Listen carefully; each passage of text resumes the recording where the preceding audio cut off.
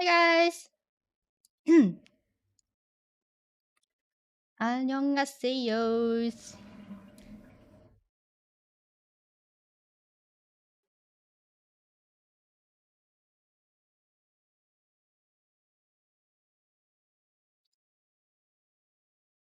To the middle of my ocean, you gotta.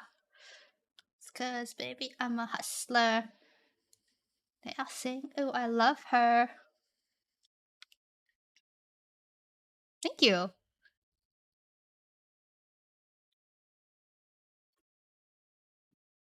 How's everyone doing? Who here has already watched Time to Twice? Traders?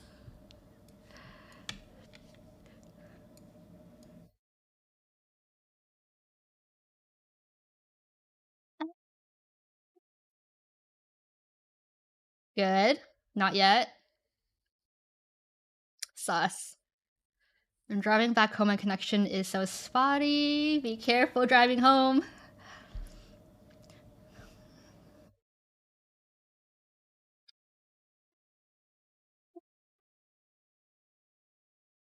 You better be telling the truth. Hi, Ian. Hi, Burnout. I have not seen any spoilers. Okay. I have avoided my entire timeline for the whole day. Okay. I did good.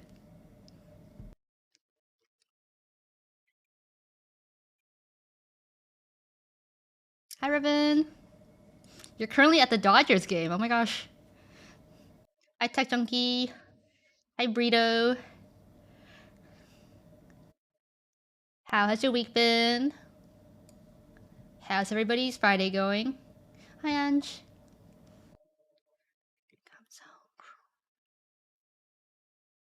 Things that you do.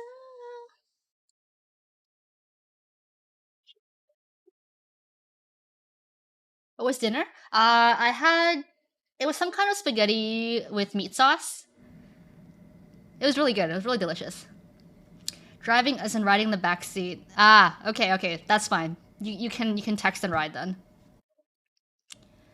Banger song. Underrated banger song.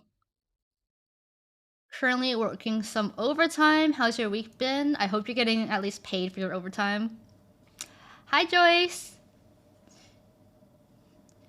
Long rainy day, but hoping it'll get better when we watch TTT. Rainy days are the best. I would be happy if it rained every single day. I am a fan of thunderstorms, mostly because I'm a homebody and I don't go out. So I love when it's purple and thundering outside. Hi, Cowboy Mage. Don't you live in New York? It rains there all the time. Not all the time. Hi, Isekai. Time for you to move to Florida. Oh, too soon.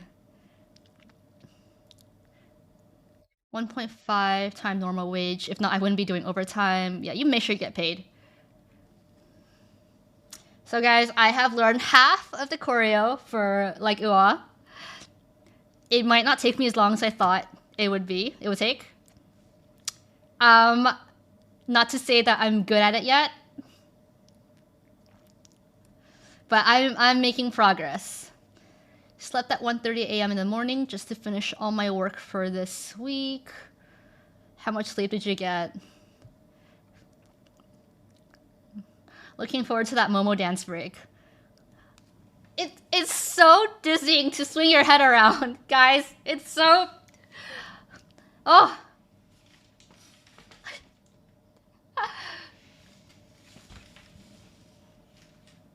Stay.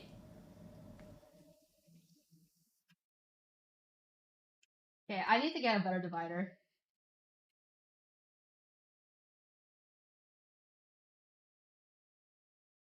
Hold on.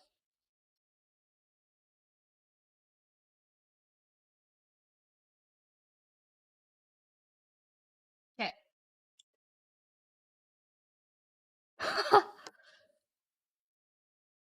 Need to get that green screen. It's been ordered, but it's sold out on Amazon, so there's There's a problem getting it in stock. Thanks for the resub. Once Jordan.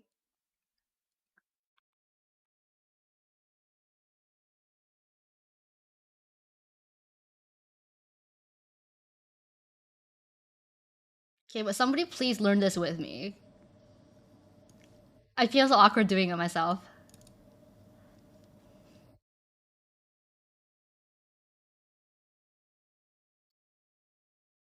No teaser of the dance. Oh, I just learned the first half of the dance break today, so I might not remember everything. But I'll try to do like the arm movements. Hi, Cody.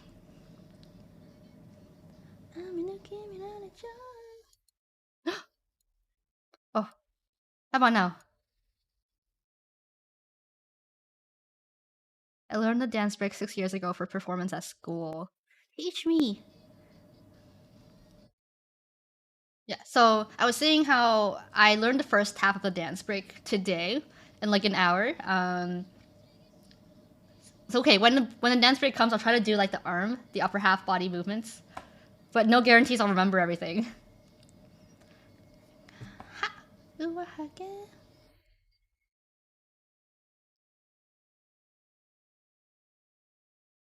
I can only do the dance break. That's more than me. It's more than me already. Ha!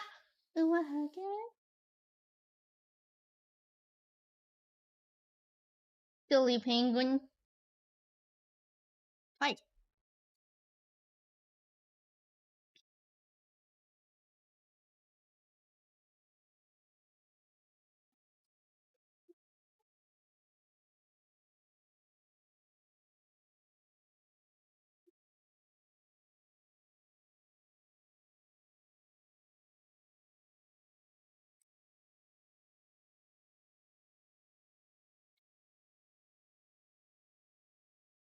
Is anyone here going to the November fan meet in Korea? I really wanted to go, but if it's gonna be in November, I don't think I can go. Hydrate.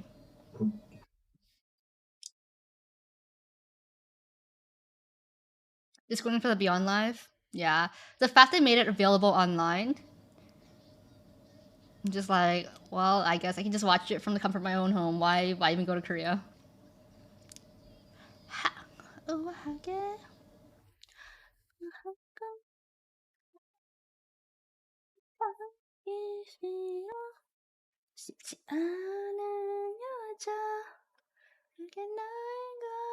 Turn it up. Let me. I've already forgot it. Oh, hold on, wait. How does it go again? Oh, okay. Okay. It starts like this.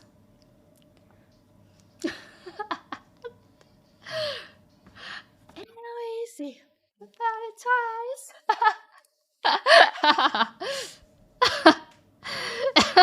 Let me practice that some more. It's actually a little faster than I thought it was. I only tried dancing to it at 50% speed, so. Damn! There's also the one stage Japan fan meet later. Yeah, I don't really tune into the Japanese contents. So I probably will be skipping that later on today. Try it again when you're feeling more not shy. See, I'm the type of person who I want to perfect things before I show it to someone. Thanks for the resub. Jum. It's kind of awkward also doing it just the upper half of the body because it needs to go with the bottom half. Otherwise, it just looks weird. But anyways, the first part is go like this. Let me see. How you gonna? Yeah, it's awkward if I just do the upper half. It's awkward. I would need to show you the whole thing. See me, ain't no easy, but think about it twice. Let me see. I am so excited for today's episode. I really hope they don't end us on a cliffhanger. We don't mind. Let you stand up and show it to us. No. See, guys, I'm a perfectionist. I don't like showing unfinished drafts of what I'm working on. How much do you think the cost can be for the online fan meeting?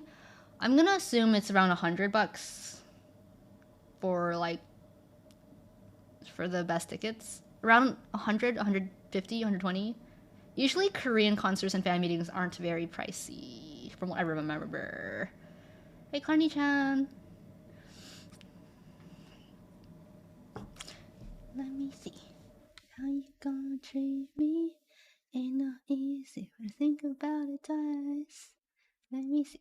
I think we'll wait just a little bit longer for everyone to get here before we start the watch party. I am Lisa Ray.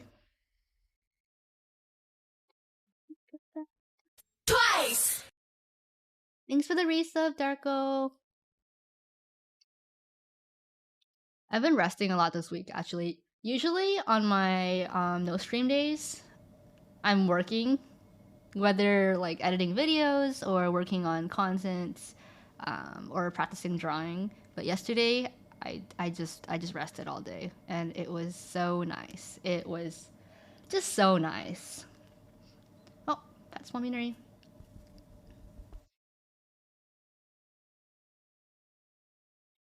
I posted on Discord the screenshots of the prices. Did you ever finish the Juyi drawing? I haven't finished it yet. Let me show you where I'm at now.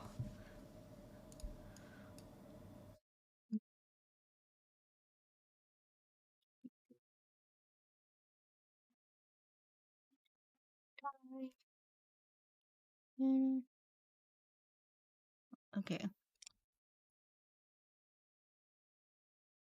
So that's where we're at. I just wanted to let it sit for a few days because I've been staring at it for too long. And as I expected, I'm not satisfied, so I'm gonna go back and work on it more over the weekend. Pretty drawing, thank you. What about a Misa cooking stream? I will think about it. I'll think about it. So it's 77,000 Korean won for 1/3, 88,000 Korean won general admission. It's kind of what I figured. Usually Korean concerts and activities, they're not that expensive at all. But yes, I've only been drawing for about a week at this point, so I definitely I want to do more practice. I feel like I have to practice for at least a few months before I have the style down that I want to go with. Sometimes it's good to leave a project and pick up on it later. Yeah. That's me with my selfies too. If I take a selfie and I'm miraculously satisfied by it, I'll usually leave it for a bit. Instead of posting right away, I'll leave it for a few hours or a day and I'll come back to it. And if I still like it the next day, I'll be like, okay, postable. Hi, Washimimu. What's good, bro?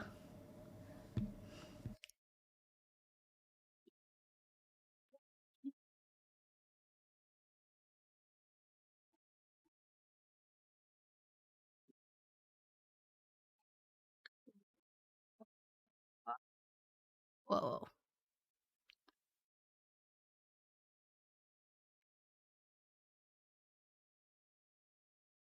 Beyond Live. Yeah, Beyond Live is usually around 30 to $50. It's not that pricey at all.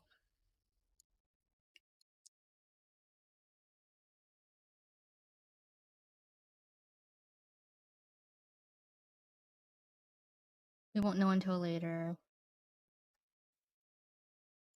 Yeah, it's still really far away though. November 5th, right? November 5th? Now the dance break is stuck in my head. Oh my god. Let me see. How you gonna treat me? Ain't no easy. I think about it twice. Let me see. Gonna treat me.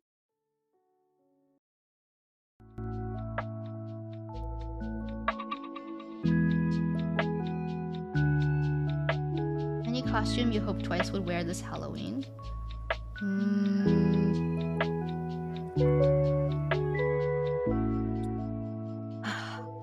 Honestly, all I can think of is Kaguya-sama Love is War. I've been watching that anime lately, and I can totally see Mina as Kaguya. What else? I'm not really big on Halloween, so costume ideas. As long as they're, you know, while I like Dahyun dressing up goofy every year, whether as a genie or like Annabelle, I would prefer if Twice's outfits were something where we could actually see their face properly. Have you watched the last season of Kaguya? I have not. I'm midway through season 2 right now. Midway through season 2. And I love it. I heard that there's a movie coming out too, so I'm excited for that.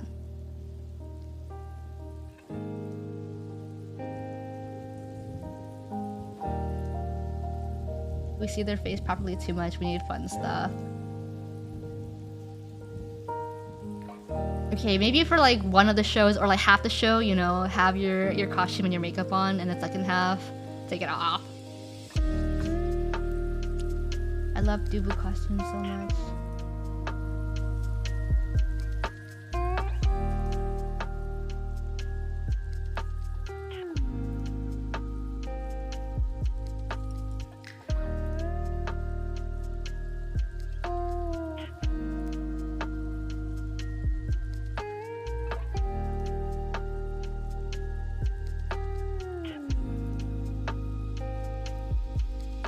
Celebrating Halloween in November is dumb. I mean, it felt very last minute to me. It felt like a very last minute kind of plan. And I remember in 2019, the girls said that JYP hadn't been planning a Halloween fan meet for that year, but then they begged them to do it. So it was very last minute in 2019. And I feel like it was very last minute this time too. The fall off. Hi. Yeah, they weren't able to find any venues. I feel like it's because it was so last minute. I feel like if they started planning this earlier, if JYP started planning this like earlier in the year, you know? But with COVID, I guess it's very difficult to tell with these things. At least they will get to celebrate Jungmo's birthday during that time. True. Silver lining. JYP never giving the girls what they want. I feel like they're only targeting the international fandom now. Like, a lot of their efforts are really just focused on the global fan base at this point, like US activities and things like that.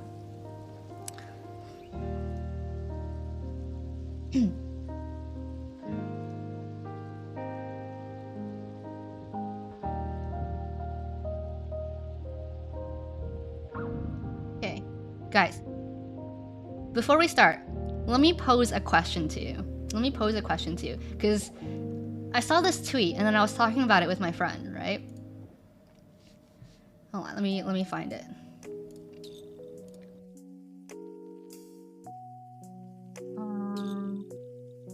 Scroll. Okay. BTS is doing the same thing, just let them serve, they need a break.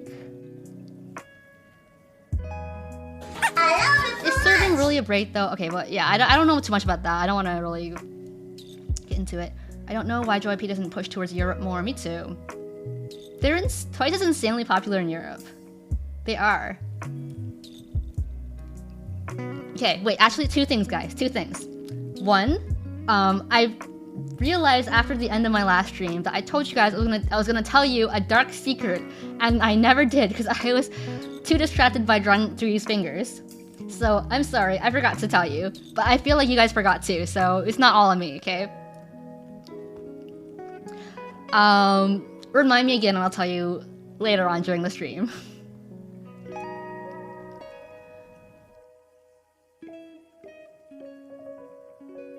Twice is huge in Europe.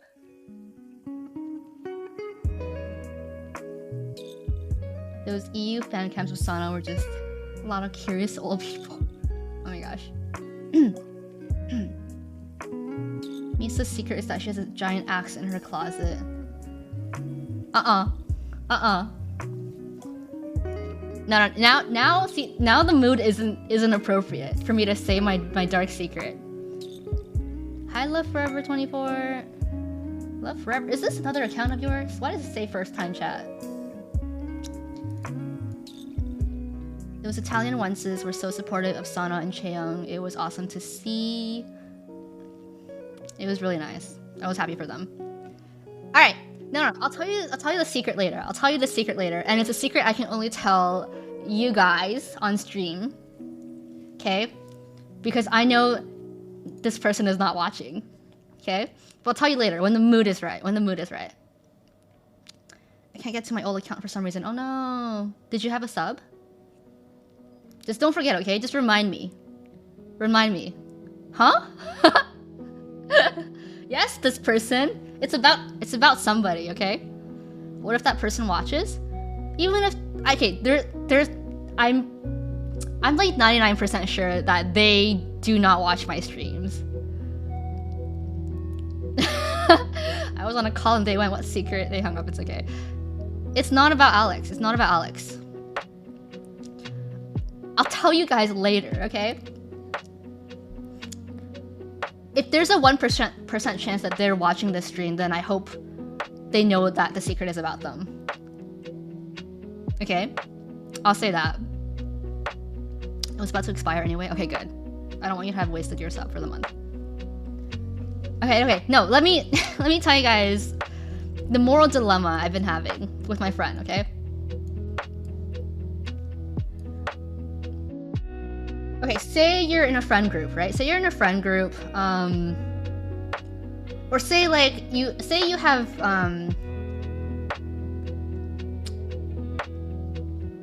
okay, yeah. Let's say you're in a friend group, okay? With many people, all right? And there's like, of course there's people you're closer to than others in this friend group, right? What if you know that there is somebody in the group who is not being very nice? Like, they're like chronically hurting people. But they never hurt you. They never hurt you. Just, they're not a very nice person, okay? Would you speak up? Or, like, are you the type of person to speak up? Or would you just remain neutral? You don't want to pick a side. You don't want to cause, like, get yourself involved in the problem. Hi, Angel. Thank you. Not nice to everyone, but let's say not nice to certain people.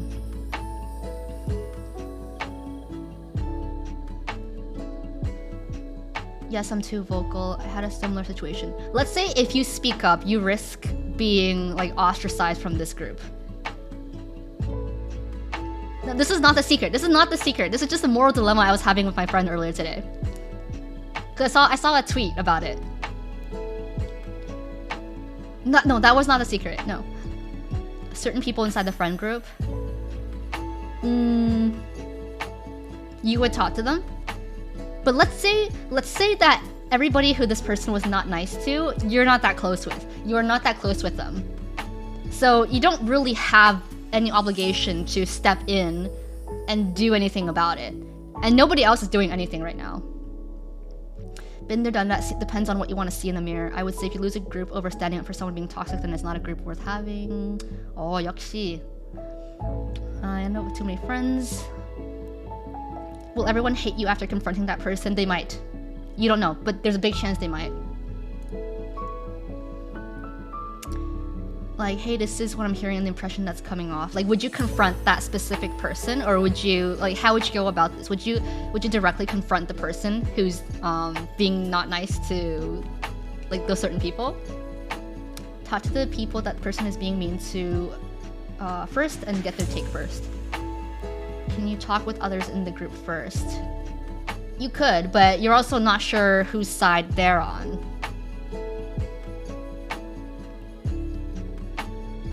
I would talk to them in private if I felt like the friendship was worth it. I would still say something. It could save someone's time and effort. Well, you guys are very caring people, I think.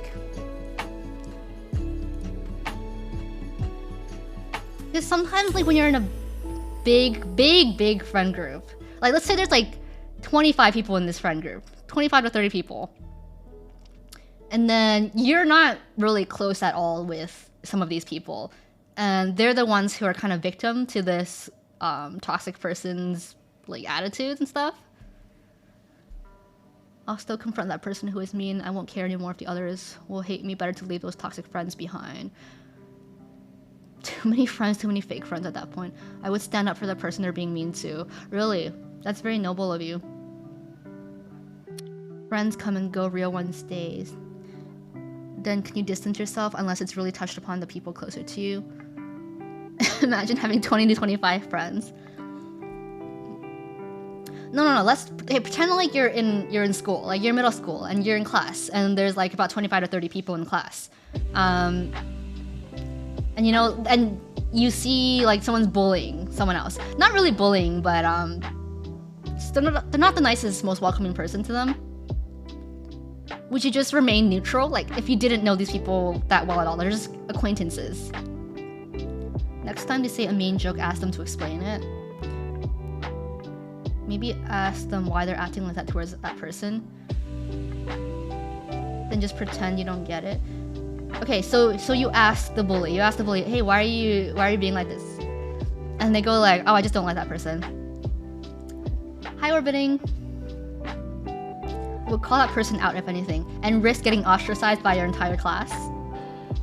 This thing happened to my high school friend group in the past, and my friend confronted them, and now we're down to just me and my two best friends, and we're happy. Are you close with anyone in the group? Yes, but they're not like related to the incident at all. To me, there's a difference between the friends you hang out with at school and the friends you still have from way back.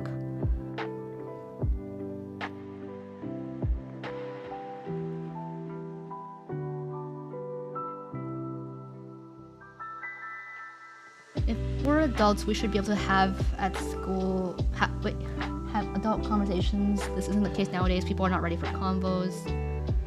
Just because I'm not that close to those being attacked doesn't mean I wouldn't do anything. I'd rather call out people, even friends, in private, to tell them assertively if I find something a little off about what they do.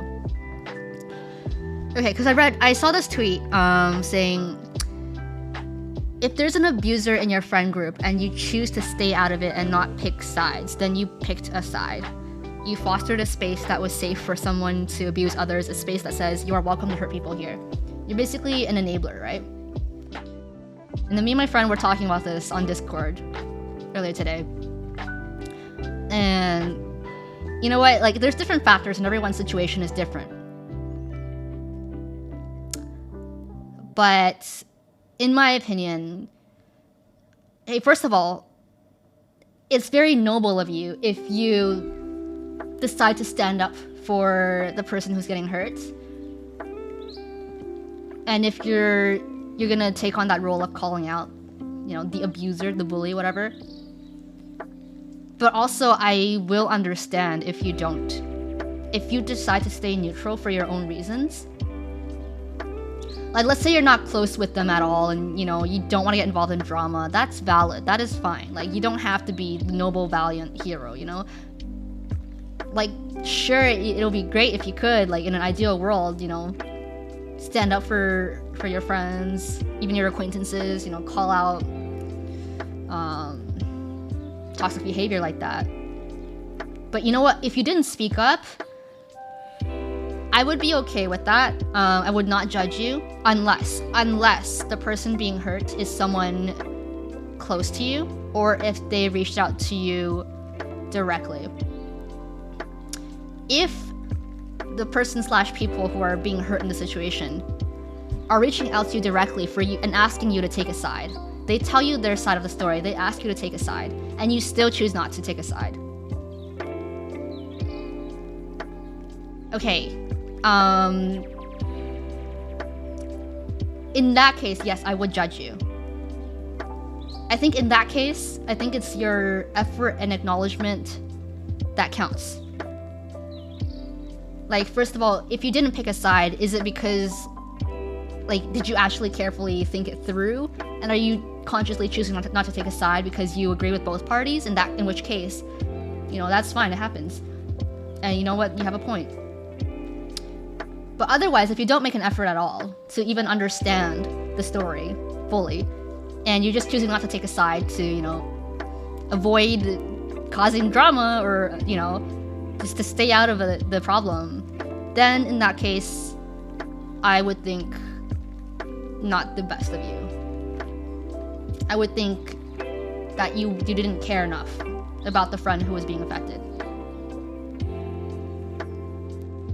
I've had to call out coworkers for making a work environment horrible. I do the same in a friend group, but one-on-one, and just let them know what is happening and what you have been seeing. It really depends on how far they're taking it. Obviously, if it crosses a line, like if certain lines are crossed. Thank you for gift sub. It's Cuzco.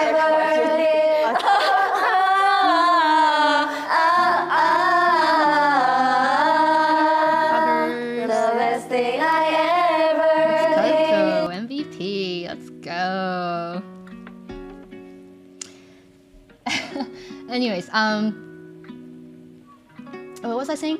Yeah, so if it crosses like a line, if it's like, you know, literal harassment, or if it's like violence, obviously in that case, like, get involved. In that case, I think you have a clear moral obligation to help. But if the lines are blurred, and if it's not straight up bullying, and it's just, you know, every once in a while you see something that like doesn't seem quite right, or, you know, they're just making the vibe uncomfortable, in that case it's like, it's very morally gray. It's like, do you step in and like speak up? Especially when you're not close to these people. But yeah, I think the difference lies in if you've been directly, personally reached out to by those involved.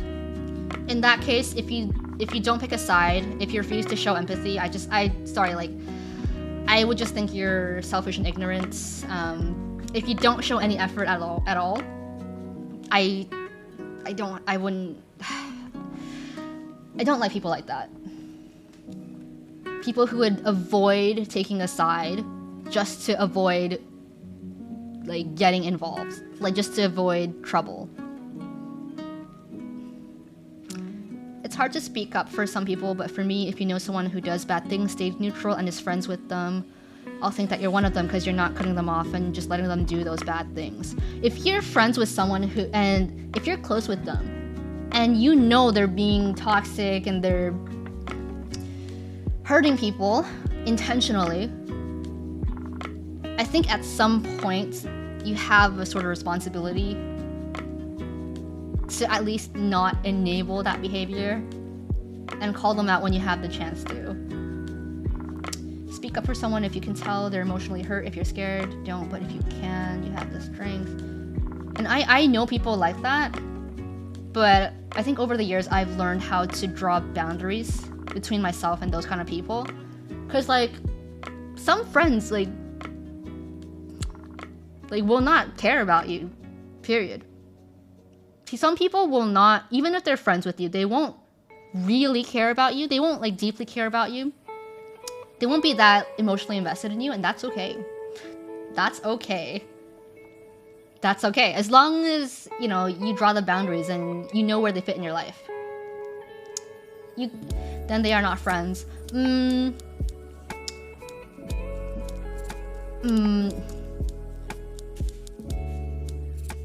Because like, for me, my friends are not obligated to care about me in the way I care about them. But if I realize that they don't reciprocate my energy, you know, I'll just invest less time and energy into them. That's it. Like, we'll still be friends, but, you know, you won't be a priority for me. And I won't be there for you as often as I would if it was reciprocated, you know? Like, I'll still hang out with them. I'll still, like, play games with them and stuff. Like, we'll chill, we'll hang out. We'll, you know, go to events together, but, like, at the end of the day, like, to me, those people will always just be, like, acquaintances. Like, just, you know, the kind of friends I would only do certain things with. Because I know they don't care about me in that way. And that's fine. I've learned to always get the whole story before making these choices. An old group imploded because some of us were lied to take someone's side, and we didn't get the whole story until it was too late. Definitely, yeah. Get both stories. Get both sides of the story. You know? And then if you choose to stay neutral after learning both sides, I think that's fair. I think that's completely fair. Like, if you think both sides make sense, yeah, that's fair. As long as you tried, the effort was there. Like, you acknowledged it. You know, you're consciously picking a side by not picking a side. You know. I was in a similar situation with my friend group, and we played League of Legends together last year. Yeah, because I have friends who I just play Valorant with and like don't do anything else with, and that's fine. Like, they're my Valo buddies, and we'll always have fun playing Valorant. But, you know, I just, like, won't tell them my life story. Or I won't be, like, you know, telling them about, you know, how I felt today. You know, we'll just play Valorant together. That's fine. I feel like to be a true friend, there's, like, a baseline of caring about someone. Definitely some kind of baseline. You have to, like, well, care is subjective. But you have to at least somewhat care about them. But, you know, I'm not expecting, like, you to be my best friend or, like, lay down your life for me. Like, that's... If you want to do that, I will do the same for you. But if you don't, that's fine too. Like, you know? Different friends for different purposes.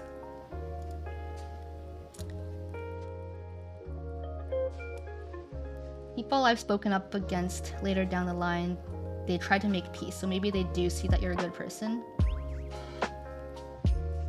And that's... That's very good. For lack of a better word.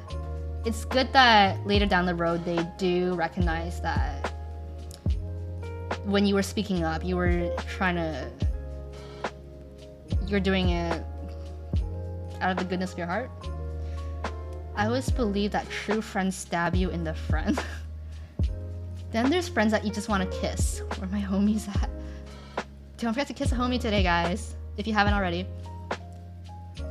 Yeah, I think if, like, just personally, I would prefer if you told to my face that you had a problem with me, rather than, you know, bottle it up and never tell me, and, you know, act like nothing's wrong. Like, if you have a problem with me, like, let's talk it out. Like, talking it out will only fix things and make the relationship better.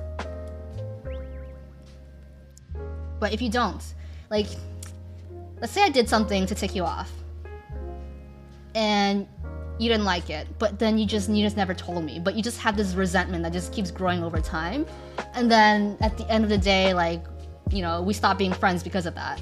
Then I'm like, okay, but you didn't give me a chance to fix the problem. Like, I didn't realize I did this to upset you, and so now you're just like hating me one-sidedly, you know? So yeah, I hate passive-aggressive people.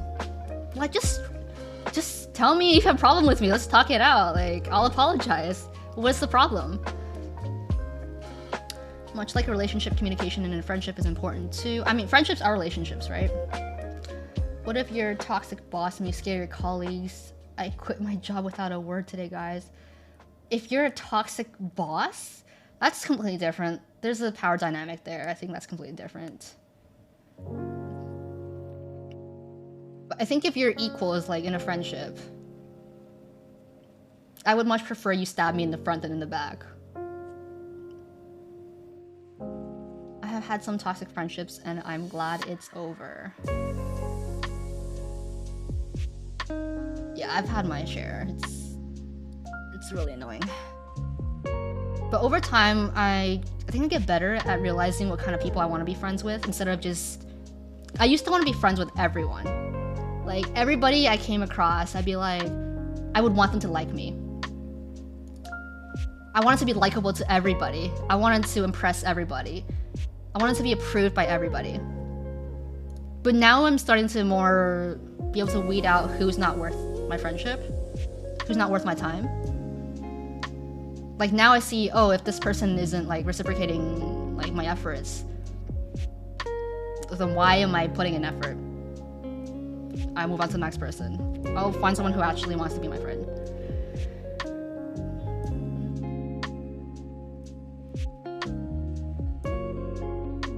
Will friendship stab you in the front, then apply first aid on the wound? If we're equal, then yes, I would talk to you if I knew you were open and ready to listen to others. I used to have friends who disliked me, talk around my back. Making new friends just because I step up helped two of my friend groups. It was a hassle. That sounds like a hassle. Positive messages don't really hit me at all, but there was one that did, which was don't wait to find a better person, become the better person. What I realized over time is you can't control people's actions. You can't control the behavior of others. It's only up to, you can only control how you react to the behavior of others. If someone's being a jerk to you, you can try your best and talk to them, and if they're still being a jerk to you, at some point you just have to let it go. Realize that you either decide to stay in this friendship/relationship and be on the receiving end of this jerk, or you cut them off and you let this relationship go. At some point you stop trying to force a certain kind of behavior from the other person. It's like what they say, like, if he wants to, he would, right? If they want to, they would. The less you care, the less you'll get hurt. The less you care, the less you get hurt. That's easier said than done, though. That is very much easier said than done. Because how do you just not care? I feel like it's our human instinct to care. As you get older, you will need those friends who will never let you go homeless or hungry. Definitely. As you get older, you stop like prioritizing friends who you can just party with and drink with and just, you know, have fun with. As you get older, you know, financial problems, health problems, family problems. That's when you need those real friends there for you. You'll also know who your friends really are when things go sideways. I'd rather have someone say something to my face than my back. Super easy to end a toxic friendship right there. Absolutely. Life is already hard. Don't let other people make it worse. I established that less you care on Stan Twitter. It's great. Stan Twitter, yes. Don't get attached to Stan Twitter. Don't have any attachment anywhere, anytime on Stan Twitter. Hi, Amy. Hi, Amy Swift. What was I saying? Yeah, so yeah, I mean, I'm older now. I stopped taking so much responsibility for the way that people treat me, because I know I'm trying my best to be a good friend, a good person to them. And if they're still gonna be an asshole to me, at some point I just gotta be like, okay, yeah, I like respect myself too much to take this shit from you. So yeah, the new TTT episode is so fun. I can't wait to watch it. Just look at Stan Twitter and make fun of them for a distance. I mean, Stan Twitter is like an exception, right? Because Stan Twitter is like a community of anonymous teenagers. And there's no point interacting with them, fighting with them. At some point, you just have to be like, bye, Felicia. For real. The best part is when you find friends who aren't about drama anymore, like they genuinely care about you and your health. Yeah. I guess I just stopped caring about everything. I don't know how it happened, but I just woke up one day and just didn't care about anything that will happen and just focused on myself. Not caring about anything, I feel like, is a very blanket statement. But yes, I think there are certain things that we as society should care less about overall. Like the way people think about us. Like how cool you look to your friend group. Stan Twitter got 0 friends at school. You know, I'm convinced that those haters on Stan Twitter have no friends in real life, have no social skills. Okay? I'm convinced. Because who would like a person like that? What time are we gonna watch a new video? Not trying to rush you at all. Probably in like 5 minutes or so. I don't know. When the topic ends. I keep forgetting what I was gonna say. That's my problem. There's always so many topics going on stream. And I'll like ramble on about one topic and then forget what I was gonna say about the other topic. The older you get, the less you start to care what other people think. Are you ordering any new merch? I'm not. I am running out of space in my apartment. I don't think I can get any more merch. Another thing I learned, you can't be everyone's cup of tea. It's like that saying, you could be like the sweetest peach on the tree. You know what? And someone who doesn't like peaches is not gonna like you no matter what. They'll go for the rotten apple instead of you, the sweetest peach, because they just don't like peaches or they're allergic to peaches, you know? And that's not on you. That's not on you at all. You could be like the best person you could possibly be and someone will still not like you, and that's not your fault. Okay? You just keep being you, okay? You do what makes you happy. Literally, who cares what they think? If they don't like you, do they really deserve your time? Are they good enough for you? Because they seem kind of toxic if, you know, they're gonna be mean to you just for you being yourself. Why would you want to be friends with someone like that?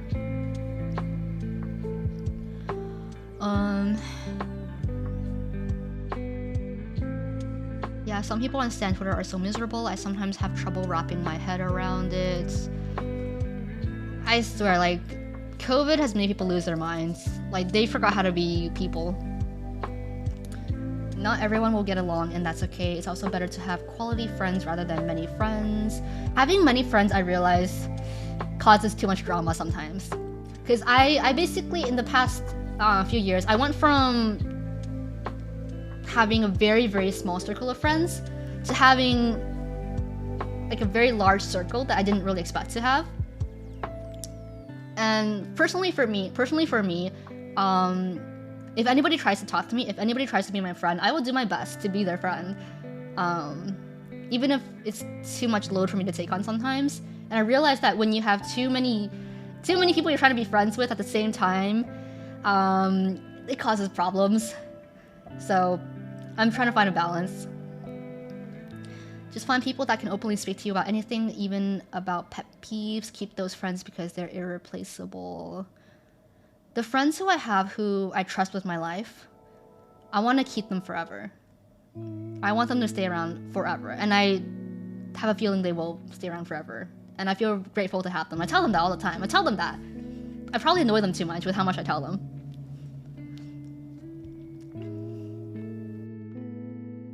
Stanford, the biggest zoo in the world. Friends get jealous, understandable. I had that before. I whacked myself with my earphone. Friend jealousy, I think is normal. Normalize it.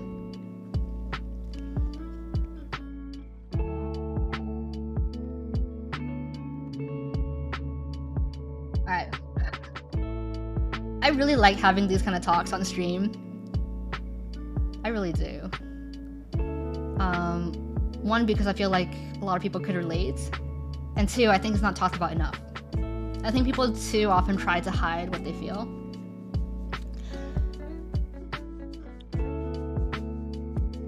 But not caring is actually hard for me when I'm at work because I need to care about everything about our employees. I don't even ask them anymore if they ask me for a leave. Yeah, being a boss or supervisor at work or manager, I could never. They would just walk all over me. I wanted to tell you guys I was struggling with a verbally abusive boss for months. I had a panic attack at work yesterday and I didn't even have friends to tell. Can you not report them to HR? Or are you like from a country where HR doesn't really help you out with things like that? Because I know I've had friends who worked for very like verbally abusive managers and they couldn't do anything about it with HR. It's like a therapy session. Wish I could hear these life lessons. Welcome back to the city, homie bear. I feel like I'm a bag of emotions sometimes. I'm a bag of emotions, and I don't like dumping them on my friends. Because I feel like with a lot of my friends, they're there to have fun. They're there for a good time. And I don't want to like talk to them about these kind of things, so I like talking to you guys about it. I can go to HR, but I need proof? That's the thing.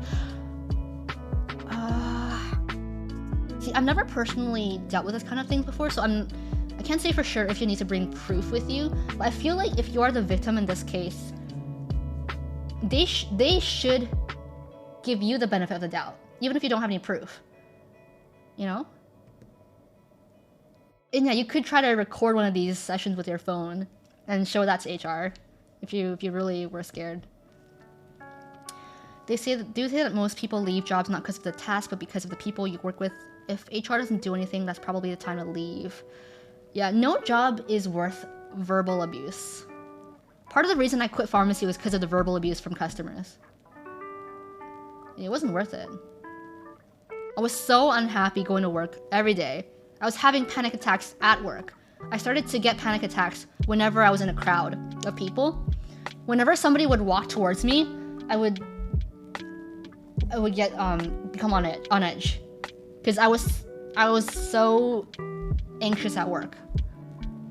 And it was a horrible time. People complain a lot, but they've never fired this person. At some point, you just have to think, is this job really worth it? Like, can you find a job anywhere else? It'd be legal to bitch slap a customer once a week. I wish. You know what I heard? So if you have a store, right? Hang up a mirror, like behind the cash register, or hang up a mirror somewhere where the customer can see themselves when they're talking to an employee. Apparently, if the customer can see themselves, if they can see how rude and angry they're being, usually that deters them from being rude. So I know some places that literally keep like just a hanging mirror, like behind the cashier. So the customer, they would, if they start getting mad, they would see their own face and they would kind of diffuse the situation.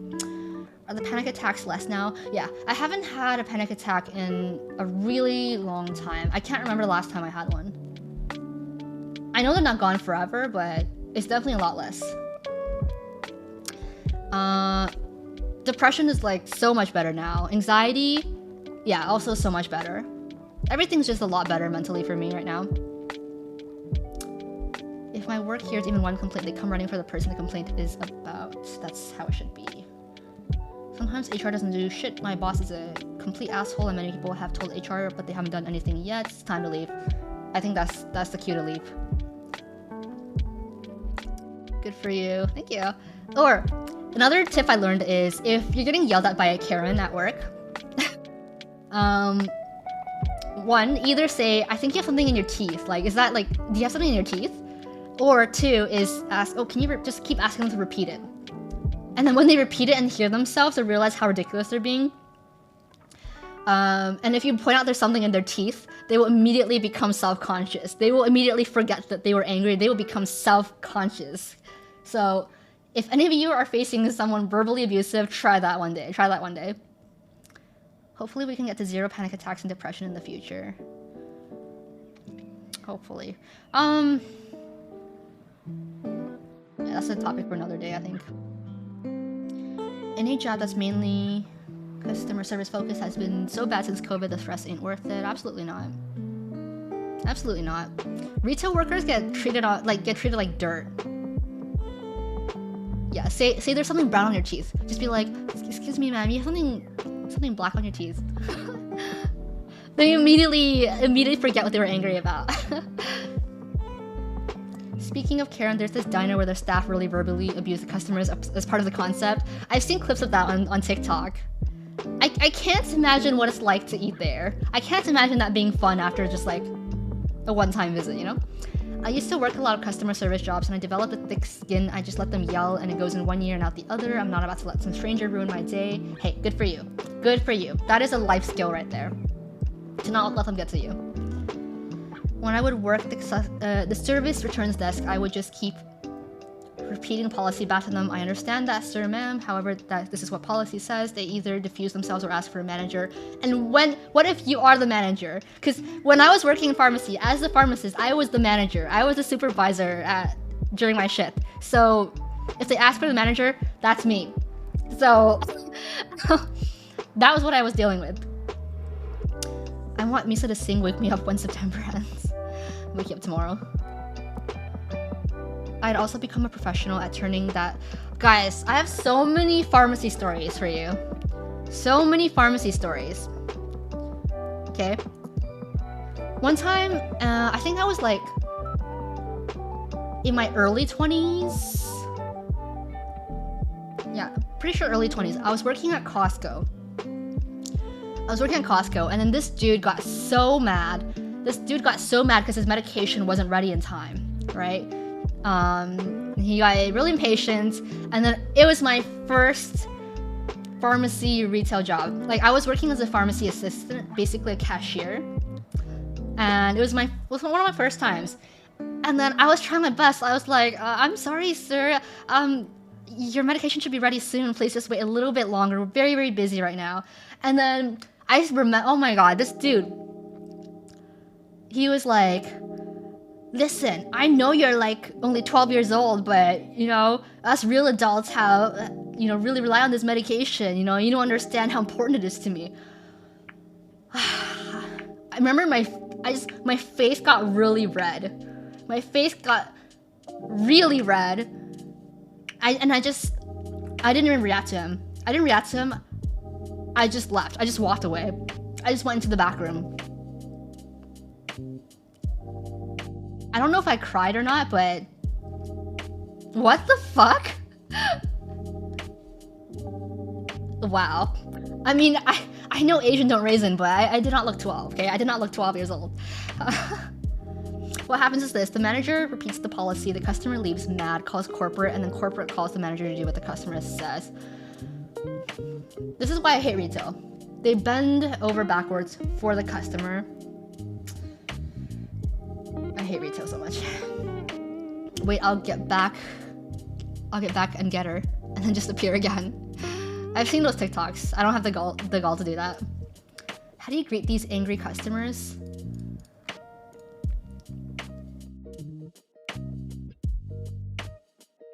I dislike how people use their job title to give superiority over me when I know it's against company guidelines. SMH got them fired. You got them fired? Hey, good for you. In healthcare, it's way worse because you kind of feel bad because they have a relative that's sick, but man, sometimes they really feel entitled. That's the thing about pharmacy. It's really difficult because they're yelling at you, right? And they're not right for doing that, but at the same time, you understand why. At the same time, you can kind of understand why they're so angry. It's like if I was dying, or if my arm was broken, I was just like in that much pain, my medication is taking an hour to get ready. You know what? I'd be cranky too. I don't want to be cranky. I don't want to yell at the workers, but I would just because I'm in so much pain. So that's the thing about healthcare. You sometimes, you know what? You're sometimes forced to deal with a lot of customers like that. So it's like, I guess if you were just a cashier at Walmart, if you're working retail, just plain retail, you could get away with just, you know, cussing the customer out and just like being angry at them.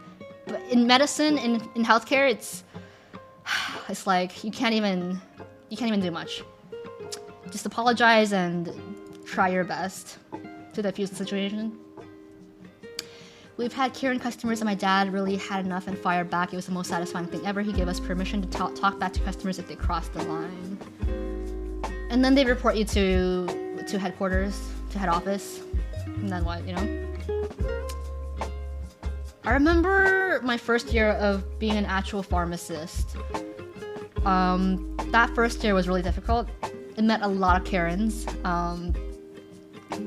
And a lot of the times when you're working in pharmacy, the mistake is not your fault. Sometimes it is. When it is, you know, it's almost easier when the mistake is your fault because you can sincerely apologize to them and be like, hey, listen, I know I made a mistake. I did this wrong. I acknowledge it. I admit, you know, it was my bad. I was not responsible. This will never happen. And I understand the frustration you feel.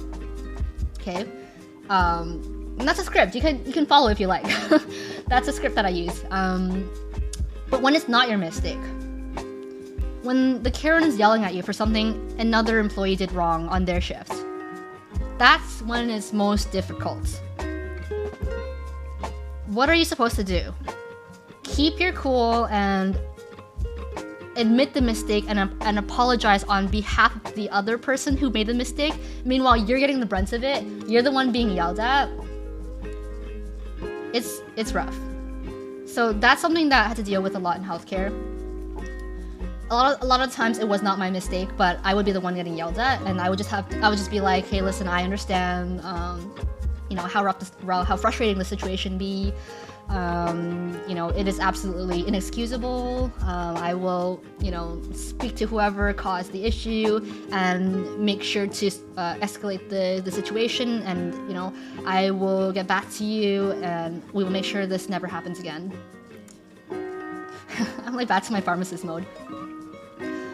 That is probably the most professional thing to do, but also very difficult. But I think it helped me learn how to become the bigger person and, you know, not take it personally.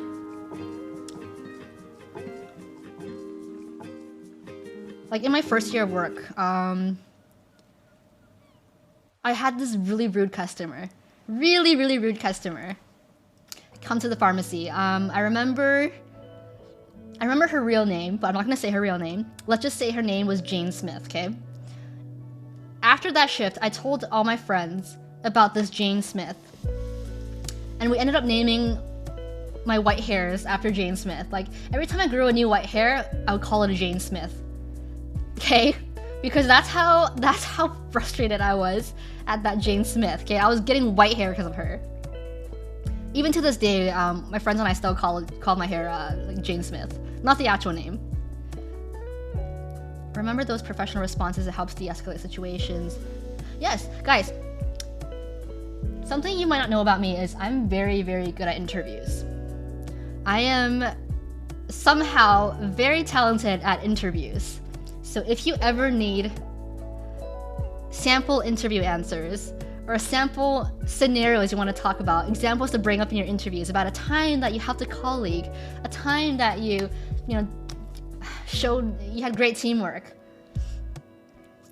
I can provide that. Ask me anything and I will give you the ideal answer to say.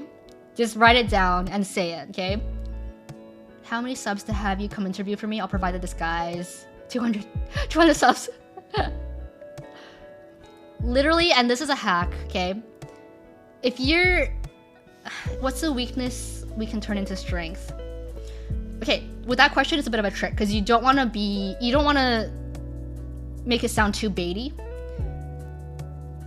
You don't want to make it sound like, oh, I'm too good at Microsoft Word, like, oh, I'm too good at software engineering. Sometimes it's a real burden. Like, you want to make it sound genuine, because if you say something like that, they're gonna know that you're bullshitting. 200 subs won't even cover the flight. Oh, I have to fly out there for you? Okay, that's different then. That is very different. I'll keep that in mind, Misa, when the next manager position at my work opens up. A weakness we can turn into strength. For me, for weaknesses, I would say sometimes I get too attached. Like for pharmacy, sometimes I get too attached to the patient, to the client, to the customer. I'll become too attached, and then I will dedicate too much time into solving the problem for them because I'm a problem solver, and I usually don't give up until I know I've done everything I could for them.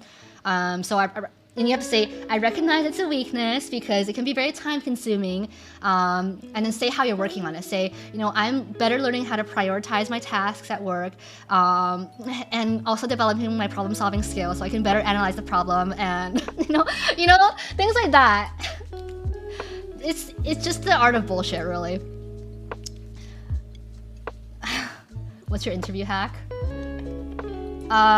Interview hack is prepare lots of example stories.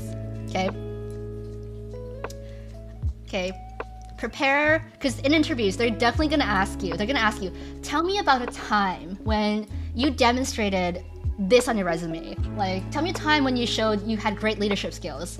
Tell me about a time when you exemplified like your problem solving skills.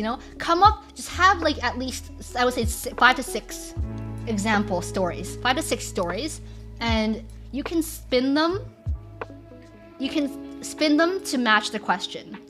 For example, if they ask, tell me about a time that you showed you had leadership skills, and you don't have a specific story about leadership, use one of your other stories. Use your story about teamwork or problem solving, and somehow just throw in leadership in there, Somehow make it come back and tie it into leadership. Why should we hire you? Depends on the job. I mean, look at me. Who wouldn't hire me?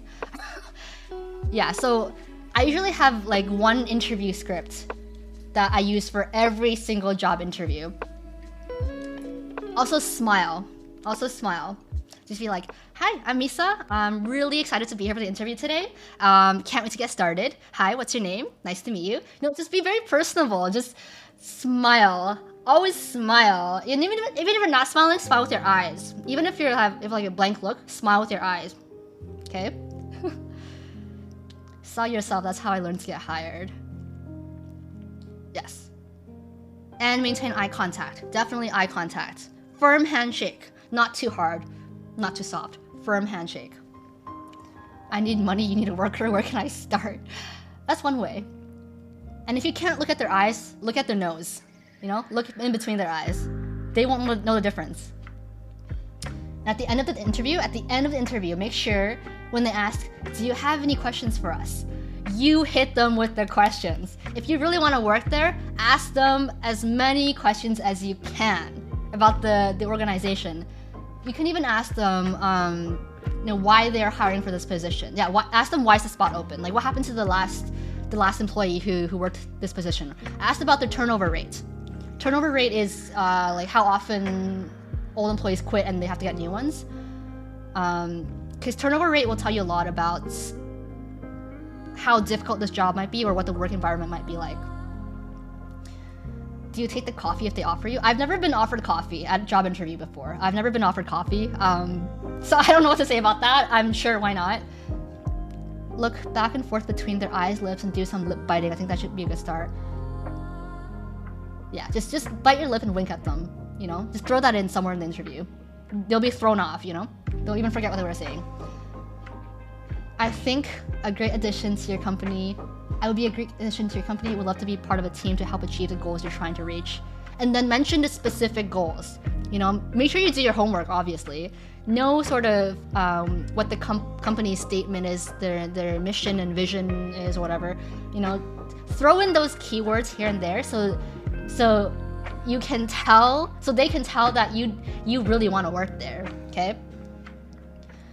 You're hired, I don't know the position, but we'll work something out. One time they asked me a question, but I couldn't come up with a story for them, so I just say, can I get back to you with that question?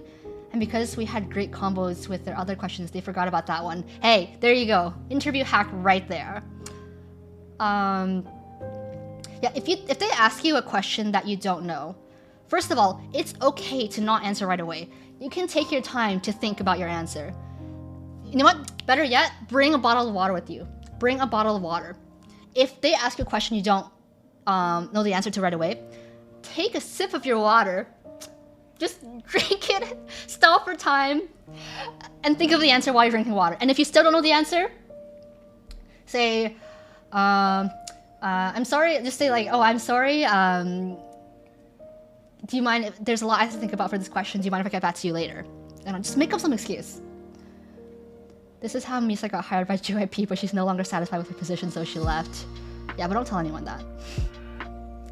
My favorite question is, what does success look like for this role? That's a pretty good one. That's a pretty good one. Don't answer too fast because they might think it's fake rehearsed. Yeah. So interviews these days are mostly over Zoom or Skype, right? So if you have a script, okay, read off that script, but make sure you sound natural, okay? Make sure you're not being monotone. Make sure you just add a few filler words like that to make it seem like you're not reading off a script. So there's my interview hacks and tips for you guys. Choke on water because nervous. Chug a large water bottle to impress them. Take the water and flip it on their desk and say if it lands upright, you get the job. There you go. There you go. So I don't know how I got really good at interviews because I used to be very shy. I still am very shy. But at some points, I realized that when you're in an interview, your goal there is to sell yourself. Your goal is in an interview, you have no mission in that interview besides to sell yourself and make them like you. And when you all know that is the goal you have in mind, you can be shameless with it.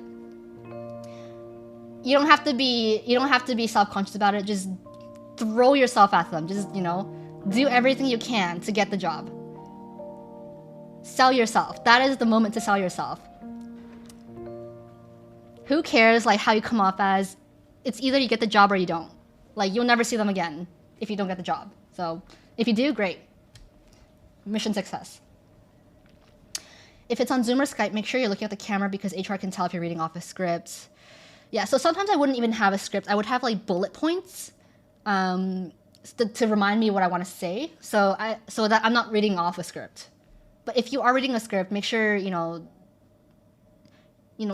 glance at your camera every once in a while, and then glance down to look at your script. Use filler words, all those things. It's so funny how this became like a interview tip session.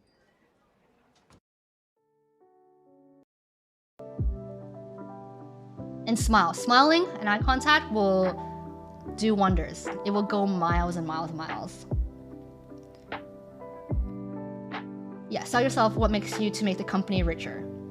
Exactly. The company wants to know why, why they'll hire you over me. The rival candidates.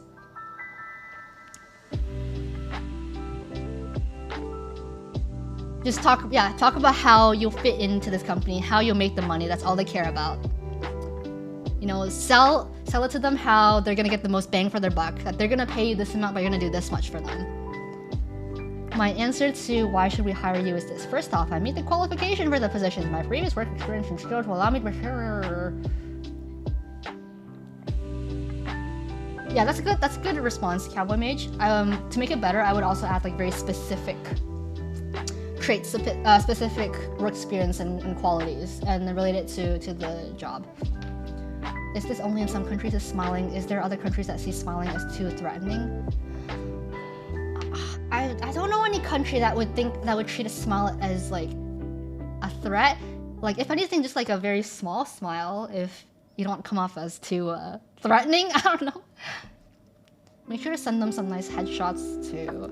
I don't know about you guys, but I've never had to send headshots when applying for a job before. I think I mastered the art of smiling that people I meet for the first time instantly like me, thinks I'm a happy person. As someone who has been interviewed and also as an interviewer, many of these people want to have an actual conversation, so be natural and be yourself. Yes, the main thing, make them like you. So, be their friend a little bit. Part of making them like you is having a natural conversation with them. Maybe even find some things in common with you and the interviewer. They want to feel like they like you. They want to remember you. That's all that's important. So even if you can't answer the question, be personable. Yeah, crack a joke here and there. Also very important, don't be late for the interview. If you're gonna be late for the interview, they're gonna think that you're gonna be late for your job, so they will automatically rule you out. I think in some countries you have to send in headshots, pictures of yourself for the job. Smiling is banned in Russia, correct me if I'm wrong. Did I miss the TTT watch party? You haven't. You haven't. We haven't started yet. It's a very long intro today. It's a very, very long intro today. But yeah, I had to learn this the hard way in high school. But whenever you talk to anyone, if you're trying to get them to like you, or if you're trying to come off as a likable person, smile at least a little bit. Like, never fully relax your face. Because most of the time, unless like you're a supermodel, if you're just relaxing your face, you're gonna look really like unapproachable. So I've learned to always like smile in a subtle way, always. And if you make it a habit, it gets easy over time. Pet small meanery. The second you meet the interviewer, you bring a score on everything. Even the lazy walk can be a deal breaker. I learned this as well. When you're entering a room, try to close the door behind you without turning around. So close the door confidently without breaking that eye contact with the interviewer. And that'll make you come up as more confident. When eating people, I gave them a friendly handshake and say hi. Good to know. Good to know. But yeah, I haven't interviewed for a job in a really long time. Do you guys like eating people? I don't know, it's a little salty for me sometimes. Twice taught me how to smile. Ooh. Speaking of being late for an interview, this guy called into our work and my coworker answered and he was like, "Oh my gosh, sorry I overslept and missed the interview." My coworker told him to call the interviewer to reschedule and then hung up, or so he thought. But then he said, "Wow, he's definitely not getting the job," but the guy was still on the phone. He was like, "Oh, I won't get it? Yikes." I mean, obviously, you should know that by now at that point.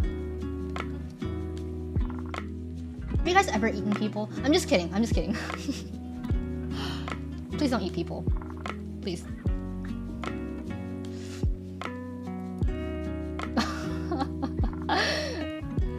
I saw a post where someone said that the meat of people with tattoos don't taste as good. I mean, because it's ink filled, isn't it? I've had some mystery meat here and there. Good to know.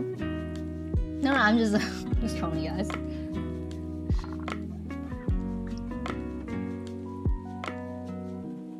Should we actually watch TTT now? Also, if HR tells you who will be interviewing you, research about them, and maybe find ways to include that in the combo, like if they have published a book or participated in a competition, stuff like that. Yes, yes, very good tips, very good tips. That Dahmer thing out right now is so this sus. I heard a lot about it, but I don't know anything about it. I just keep hearing people mention it. It's so cozy though, and we're learning so much. It is, it's very cozy. Remember that HR does interviews ranging from 5 to 50 per day. They can tell canned answers and those who can really speak confidently. Absolutely. Rehearse your interview answers if you can, by yourself or with a friend. And make sure you never go with something generic. Don't ever say something generic like, oh, like I'm a bit of a perfectionist, so I like to do my work really well. You know, that's a weakness of mine. I'm too much of a perfectionist. Don't say that. Everybody's gonna say that. Learning lessons to interview lesson, right? Just life lessons all around on the stream. Keep in mind body language as well. Yes, one thing I remember is to appear confident, talk with a lot of big gestures with your hands. Try to take up a lot of space. And also try to show the palms of your hands often. Because apparently when you're showing the palms of your hands, that means you're comfortable. You're comfortable talking to that person. So, you know, don't just like shrivel up. Try to like take as much space as you can in the room. I got distracted with work, suddenly I hear cannibalism. You know, we just jump from topic to topic. I wonder how HR interviews for HR. I would think that you get to work in HR by climbing the ladder internally. Yeah, also show that you're actively listening to them. Nod your head. Yes. Yes, you're right. Yes, absolutely. Excellent. I understand. And very insightful. Very good to know. I always learn something about the company and try to work that in and ask lots of questions. Yeah, first show how useful you would be to the company, and second, show you're genuinely interested in working there. Okay? Don't nod too much. Yeah, don't nod too much. Just, you know, yeah. Every once in a while, you know? By the way, guys, this is completely random, but I was thinking that maybe I should start working out. Like, try to gain some muscle, because I got none. I got literally nothing. So, I was thinking of like maybe lifting some weights and just like building some muscle mass. Yes, girls, do it together. Just look at this. Oh my god! Toothpicks! Absolute toothpicks!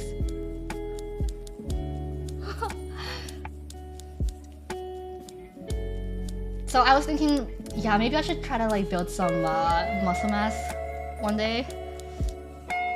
Misa bulking face, here we come. So muscular, yo. I don't got a license for these guns. And that's okay. Does the pharmacy equivalent of the MCAT have calculus? The math was very basic. From what I remember. The math was very, very, very basic. I think. Let's get those abs. Misa, you're ripped. Me when I lie. Yo, you guys won't be ready when I get abs. Okay? Hot girl summer 2023, you won't be ready. Gotta gain muscle if you want to vlog for longer. One reason I wanted to work out is because I started dancing again today.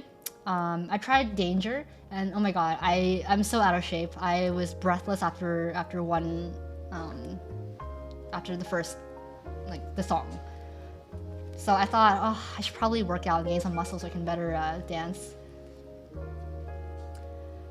Please always consider neurodivergence when applying body language.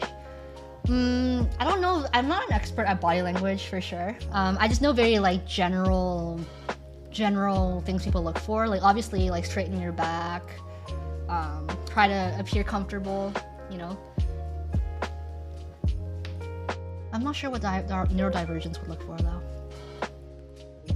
Or, yeah. Are you vlogging your dance progress? Maybe, maybe not. Dancing is a different type of workout because you have to think and then move at the same time. Dancing is so incredibly complicated, and I admire anybody who can dance well because you have to think about so many parts of your body. Like you're moving like 5 different parts of your body at the same time. Like you're moving your chest and then like moving your neck, and it's a discipline, honestly. Thank you for the subs, Fresh DNB.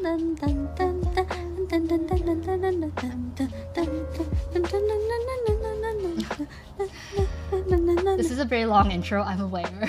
Okay, it's okay. Patience will reward you. Dancing's also a very good exercise too. It's very good cardio. It's insanely good cardio. It's fun too. I like it way more than just jogging. I've already memorized about 10 Twice choreos. Well, where are the videos? Where are the dance cover videos? But yeah, I've always wanted to learn the dance break to like UA.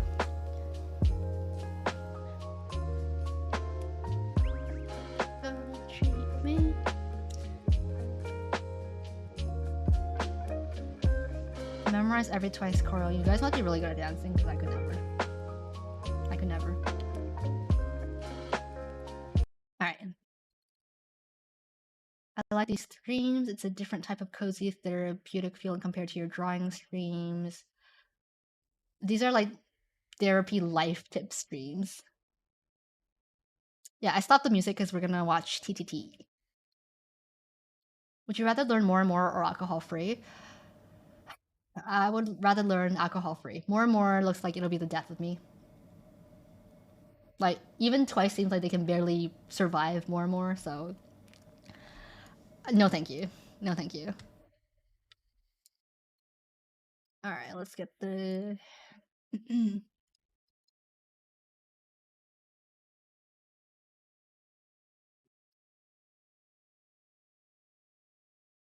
They all agreed more and more was the hardest when it came out. It still is their hardest choreo to date. Every time I see them perform more and more in concert on stage, I always feel so bad for them because they're always so like breathless afterwards. I'm just like, is this necessary? Like, does it have to be like? Do you have to go this hard? Dance the night away ran, so more and more could run a triathlon. It's like unnecessarily intense. It's like, why? They still find more and more the hardest. Nyan said pop comes second. Pop looks insanely difficult too. Like the amount of movements, individual hand movements in the choreo, so intense, crazy intense. Yeah, I shouldn't have gone that hard. It was unnecessary, honestly.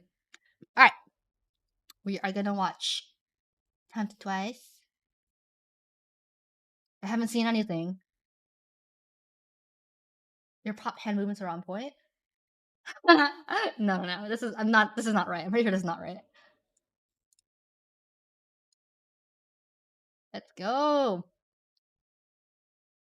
No spoilers, no spoilers.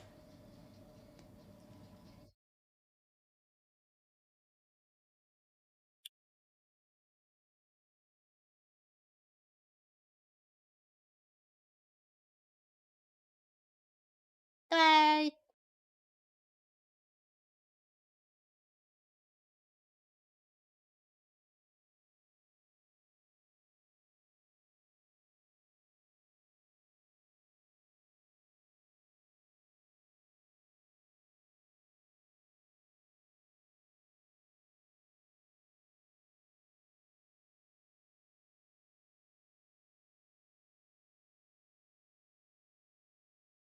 Did they show us the prize? I don't think they did. I don't think they did.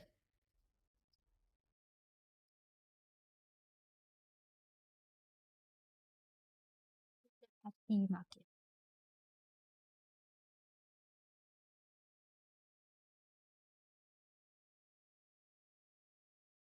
Okay.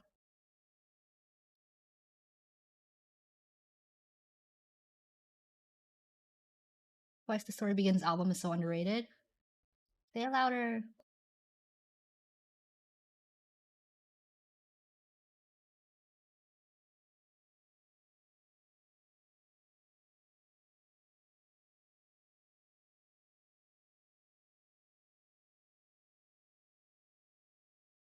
Cute. Oh, so cute.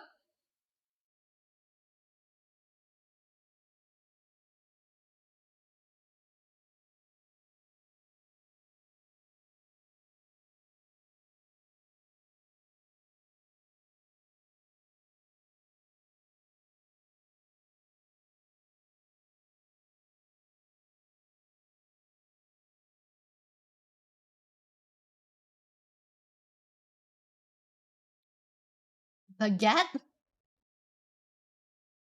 MSG? We need that. Wow.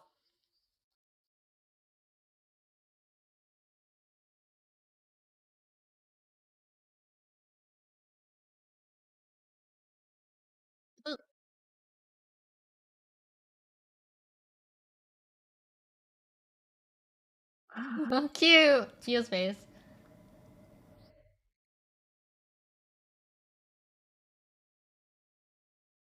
Oh, different price for each. Random draw. Okay, okay.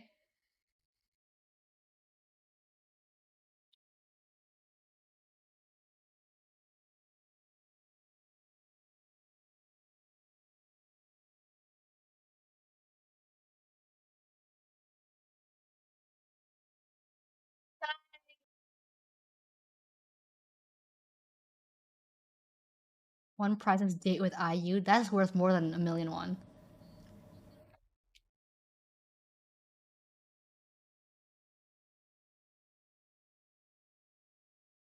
Twice! Thanks for the resub. Flip that. Blame Ocelot.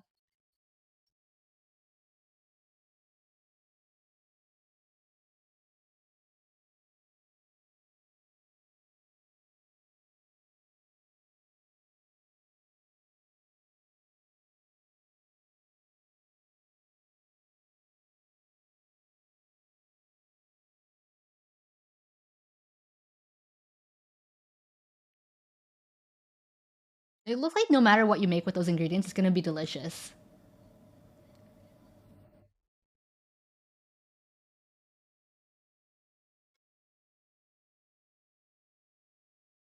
Churros?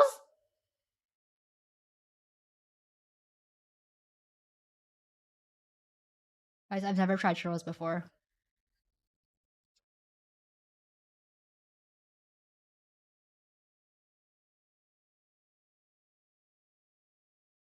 Yeah, I've never tried churros. I just never had a chance to get them. Tara's been holding on to these for the longest time. How do you send Misa a churro?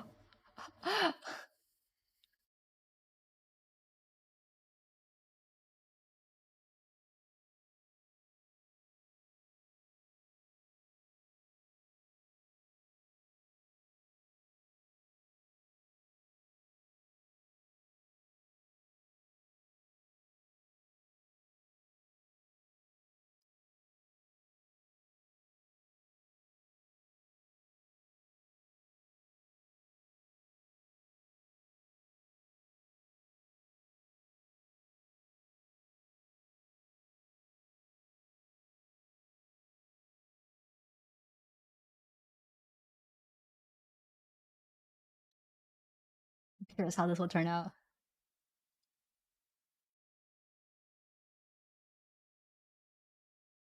Impossible.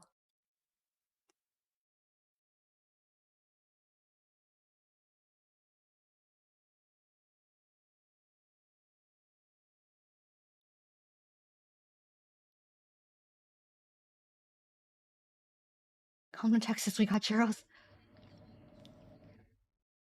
Things, guys, I read the subs even when they're speaking English.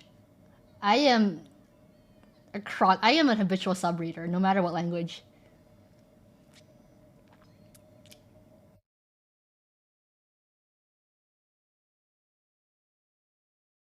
Misa churro cooking stream.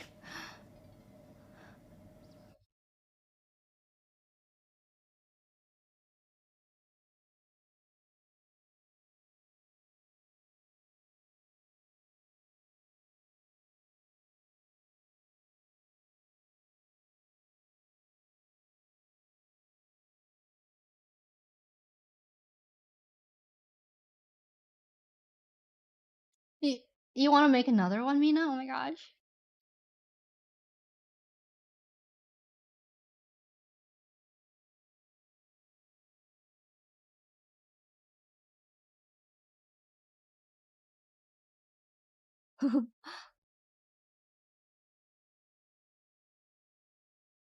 Inspecting the shrimp.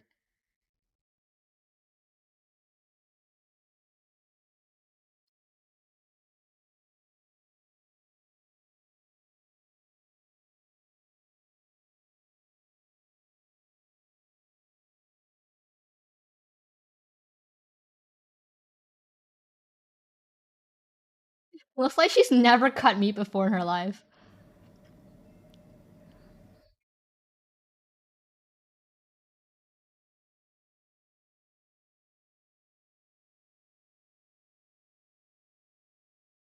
Oh, Chewie looks so lost.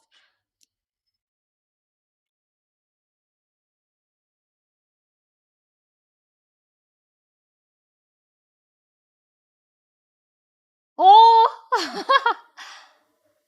Mina can't using her thumb as first. For 3, she put up her thumb and next finger. Ah. Oh, Zion.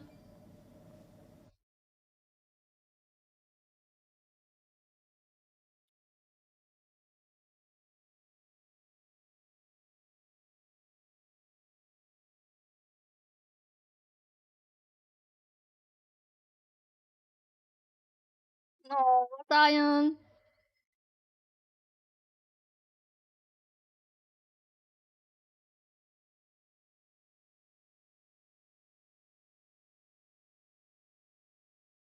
Oh, back to the lettuce. Oh.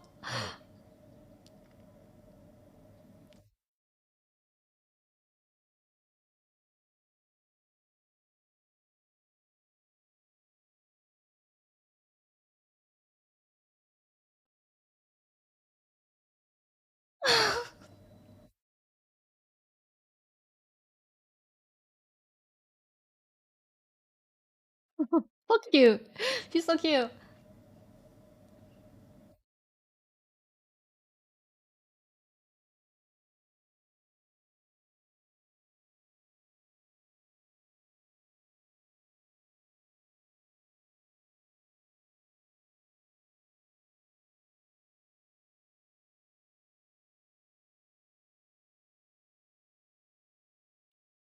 Oh, Jihyo knows.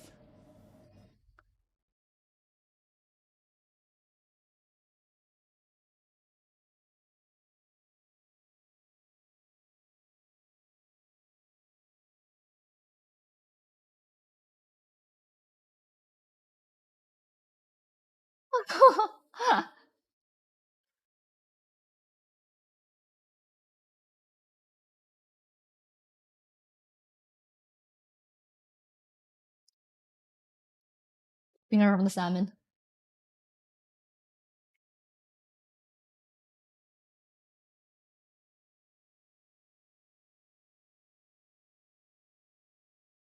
She, she's salmon biased. Oh, poor Zion.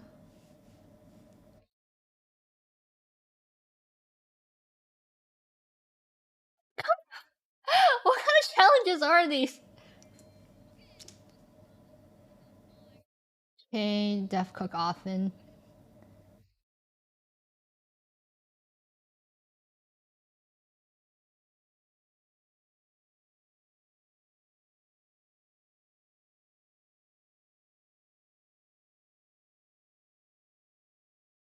I can practically smell what they're cooking.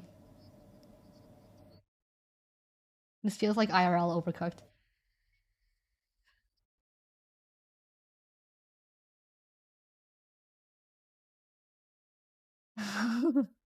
Cute. Getting hungry watching this.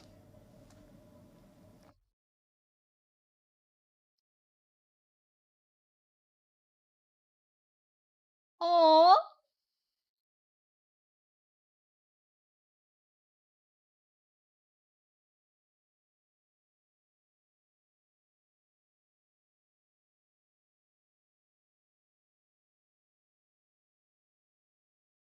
Poor Dubu.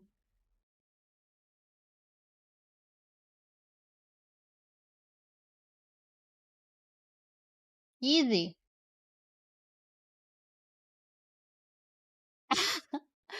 Every time Mina speaks, it's always in tiny.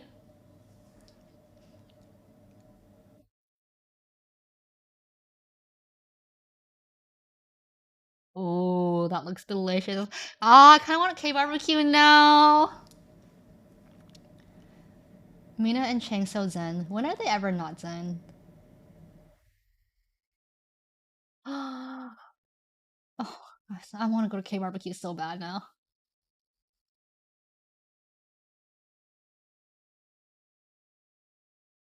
It's a cooking stream.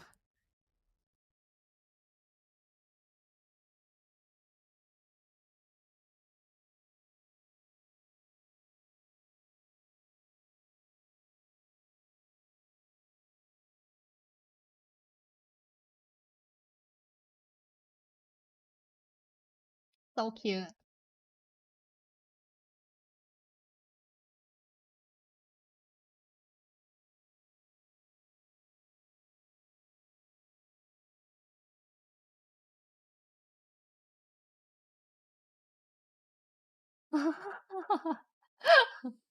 Oh no, Chewie. Oh, cutie.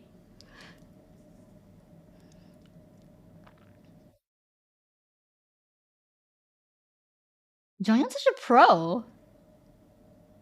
Joyeon knows everything that he's doing.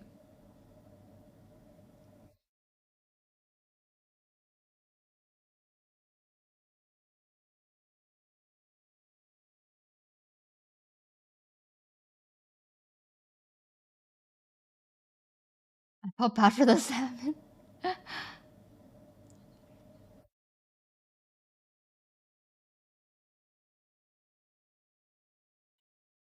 Didn't Joyeon cook for Dahyun on the date?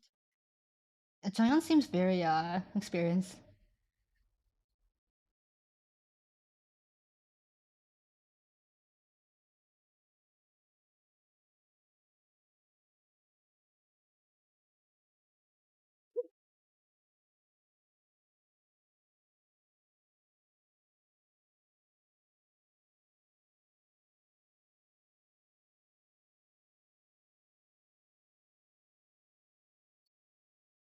It's like I'm not just hungry, but I want to eat what they're cooking. And nothing else. I just want to eat what they're cooking. Oh my god.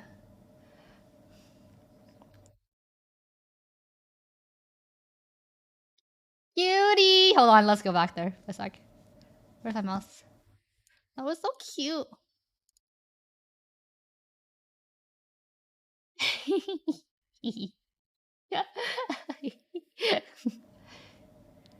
Misa prepares what Twice cooked for a stream. Ooh, I would think about it. Master Chef music.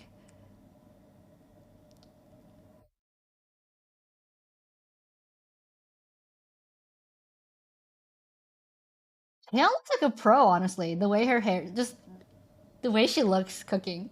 She looks like a pro.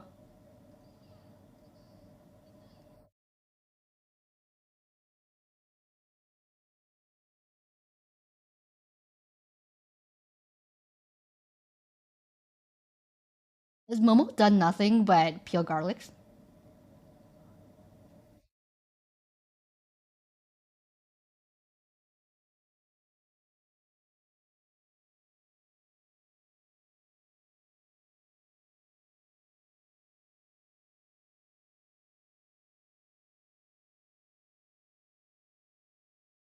So much garlic.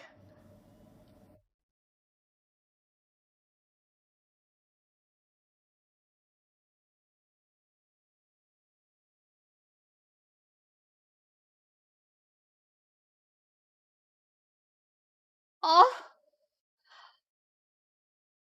Sahil.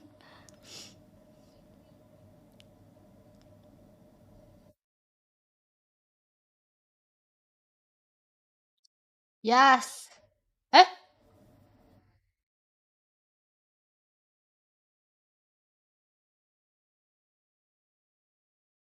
Oh.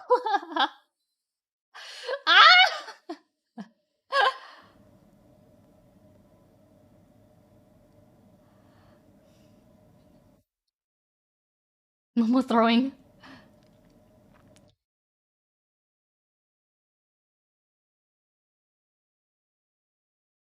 Chewy. Hold on. That was so funny.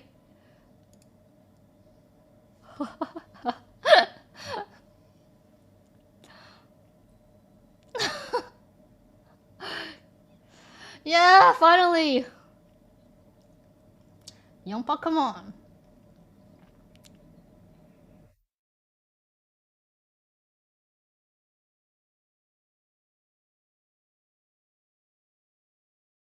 Dion. Just doing the challenges over and over.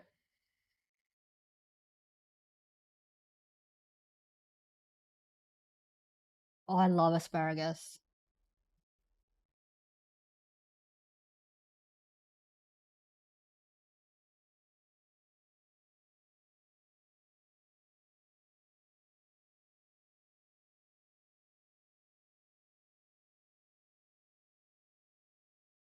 All my prep work.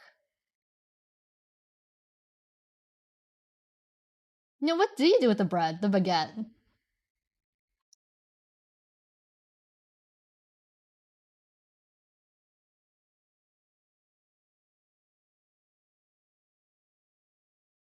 French fries?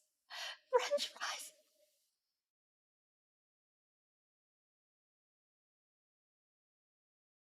Oh god, I can't watch this. Oh god.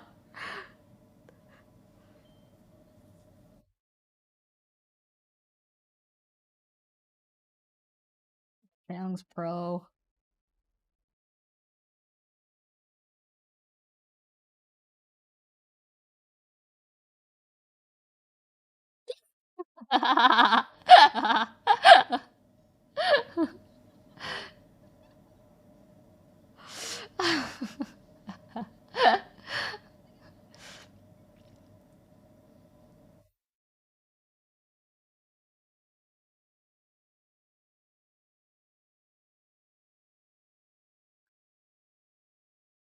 Firework intro.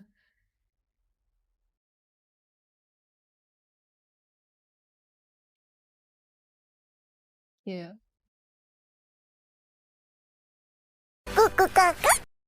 Thanks for the prime sub, Henry. Oh my god, she's so cute. Chewy's particular, she is.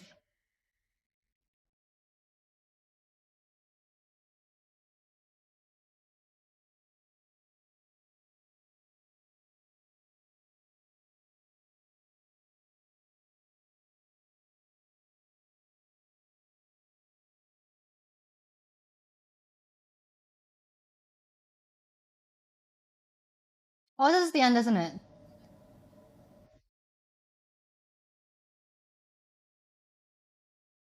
Ooh, shrimps look good.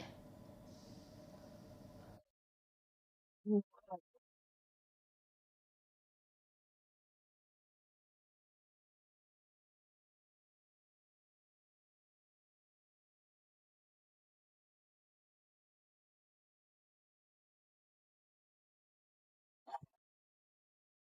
I'm hungry now.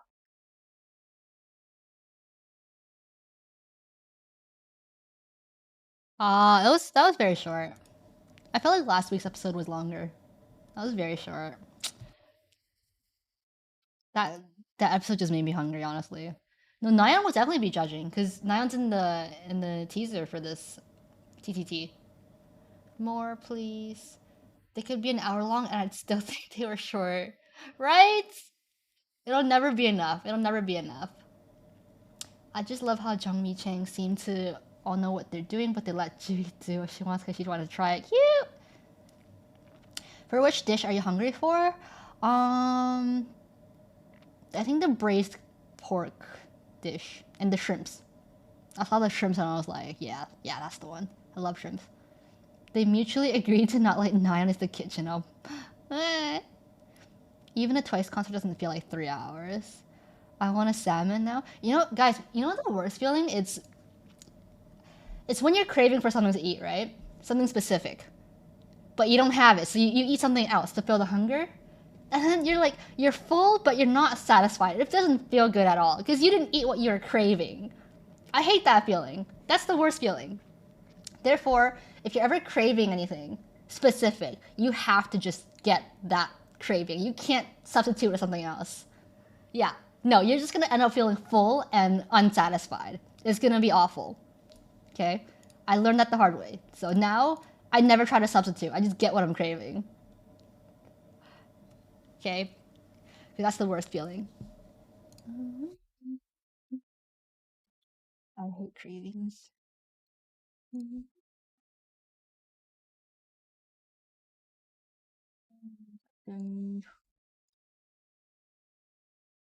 Reason 10,000 why I need to move to this city. We will eventually. The salmon in the preview looked dry. It did. It looked a little overcooked almost. It looked a little overcooked for me. Then again, what do I know? What do I know, right? I want real food, but only have hot fries. You have nothing in your fridge that you can cook with? This is why I got chipotle today, because I wanted the whack. Haven't had chipotle in a while. I miss the quesadillas there. One of the judges is Jungwon's dad? Oh, could be. Jiwi timed it though. Maybe her pan was too hot. Yeah, it could have been one of many reasons. I don't know. The salmon was cooked. I don't know. I never tried cooking salmon. I just know the way I like my salmon, and it didn't look like the one in the preview. Not yeah, exactly. Not like we wouldn't eat that salmon anymore. I would eat it. I would definitely eat it. We should all try to cook our salmon. Let's bring some salmon to our retweet retreat. Okay? Someone will start a bonfire and then we'll cook our salmon over the fire.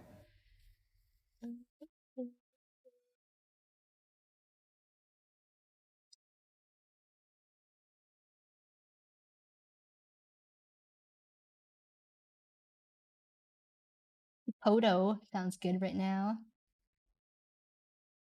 I'm craving specifically Korean food right now after watching that episode. The salmon wasn't even pink anymore. Right, that's what I'm saying. Isn't salmon supposed to be pink when cooked?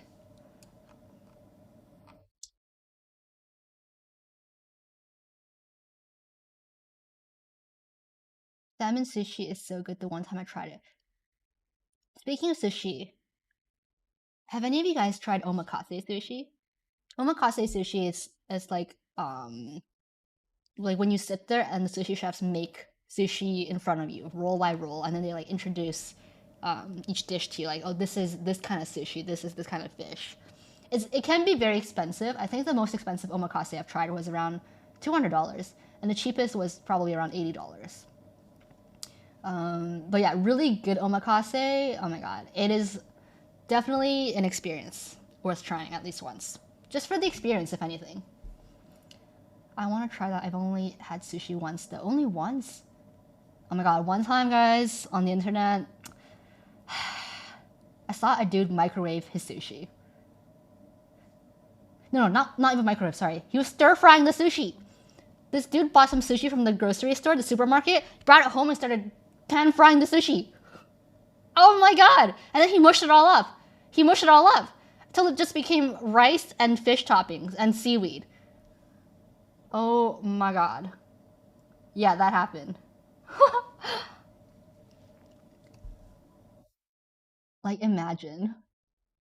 I can't. Oh my god. But yeah, sushi, I would say, is one of my favorite foods out there. Then roll it into a tortilla for the ultimate fish taco. If you guys were on death row, like you're about to get executed, and you could pick your last meal, what would you pick as your very, very last meal?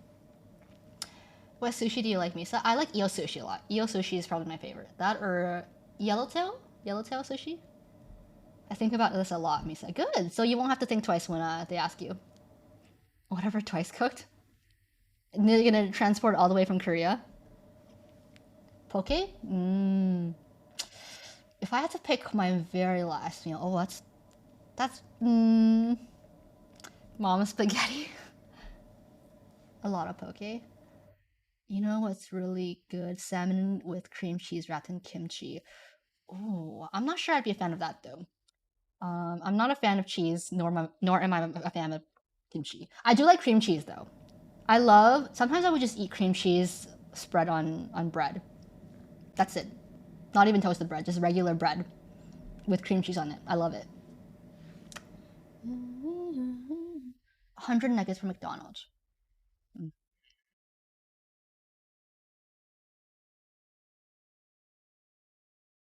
Gyoza. Ooh, yes. Takoyaki.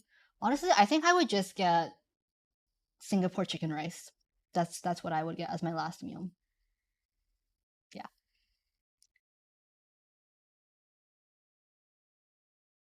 I was watching TikToks yesterday, and there was a story about this man who survived electrocution on death row. Apparently, he survived the first attempt, and then he said that it tasted like cold peanut butter. Cold peanut butter. Like the electricity tasted like cold peanut butter. And I was just thinking, how do you even taste that? Like you're being electrocuted. Are you tasting like your own tongue? Oh my god. No drink? The drink cost actually needed a second life sentence.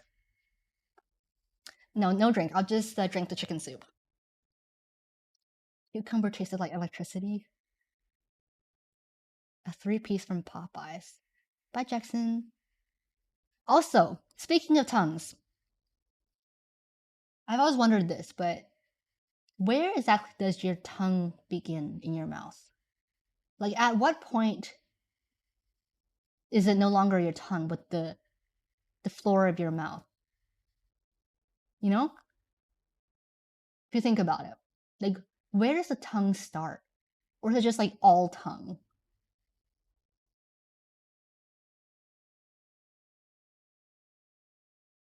The tongue kind of turns into the esophagus. So at some point, it's both tongue and esophagus.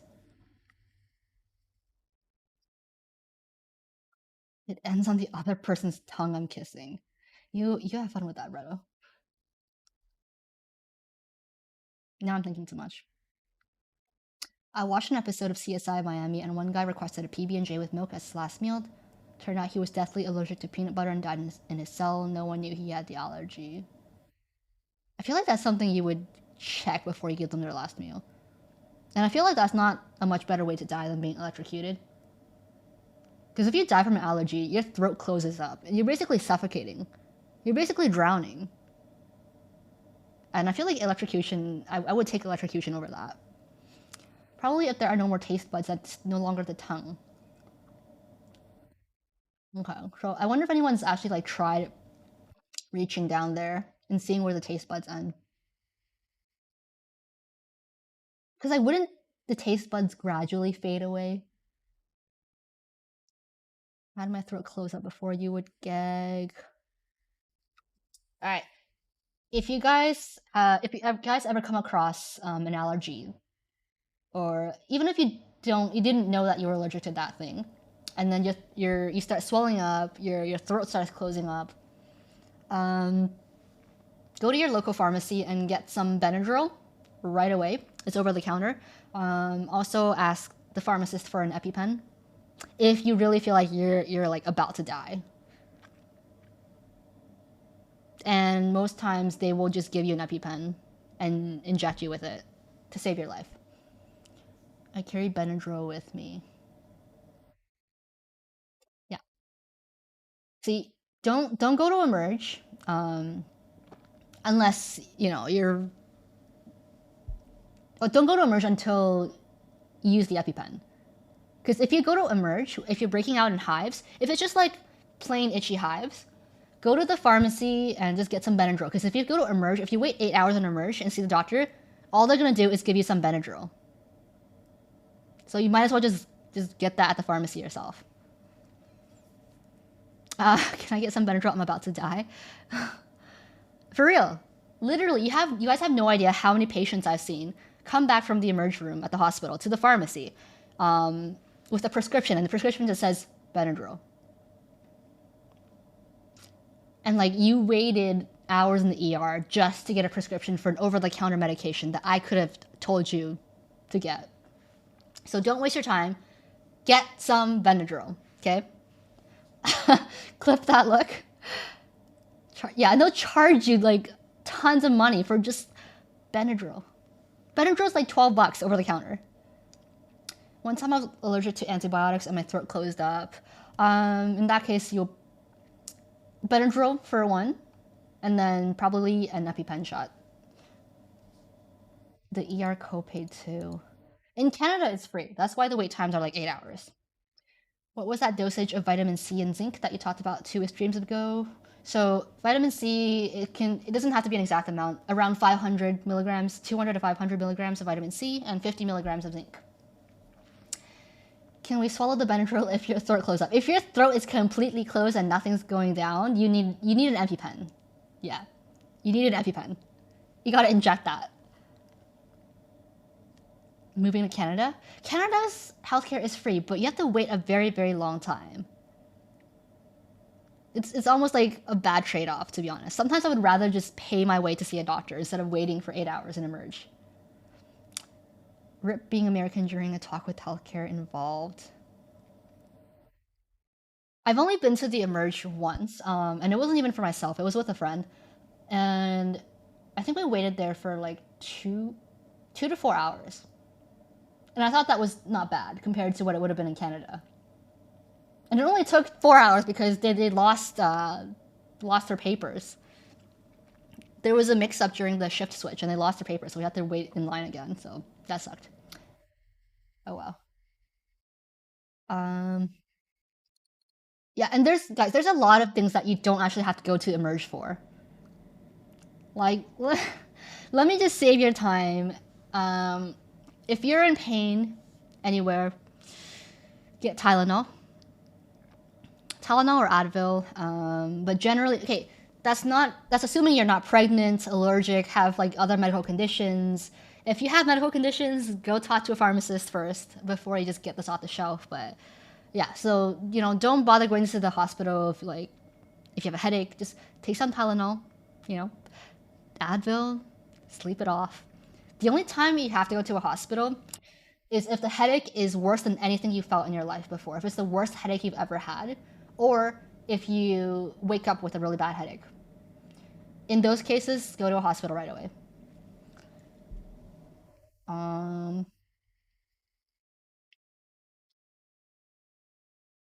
Also, if it's a cluster headache.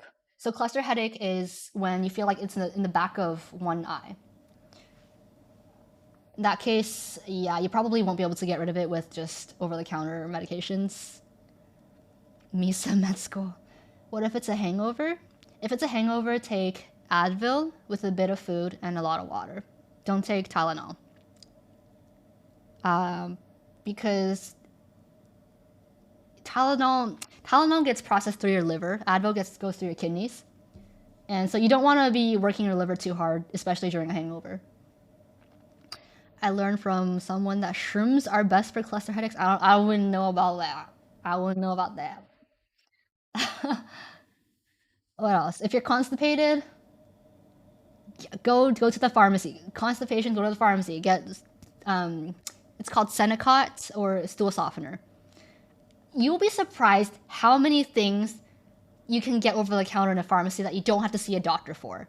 You will be very, very surprised. So, next time, if you feel like you don't have to go to a hospital right away, go to a pharmacy. Go to a pharmacy and talk to a pharmacist and tell them, hey, I have this condition. Like, can you help me? And most of the time, yeah, the pharmacist can help you. You don't have to see a doctor for it. If you have a hangover, you need to drink more and it's gone. Yeah, sometimes drinking water isn't enough. You need electrolytes. So get some Gatorade or actual electrolytes at the pharmacy if you can. What is the closest feeling to a hangover? Personally, I've never had a hangover. I just know how to treat one. Electrolytes is what plants crave. Oh my god, this reminds me. Gatorade. This story reminds me. I mean, this reminds me of a story.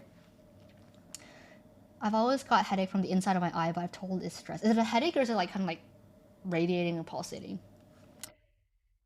Theoretically, yes, you could treat a hangover by drinking more alcohol, but it's like a never-ending cycle. Friendship stuff to Twitter rants, interview tips to time to twice to medical advice. We do a bit of everything here. What don't we do? Okay, let me tell you guys about the time when I had my heart moved by something that someone did once.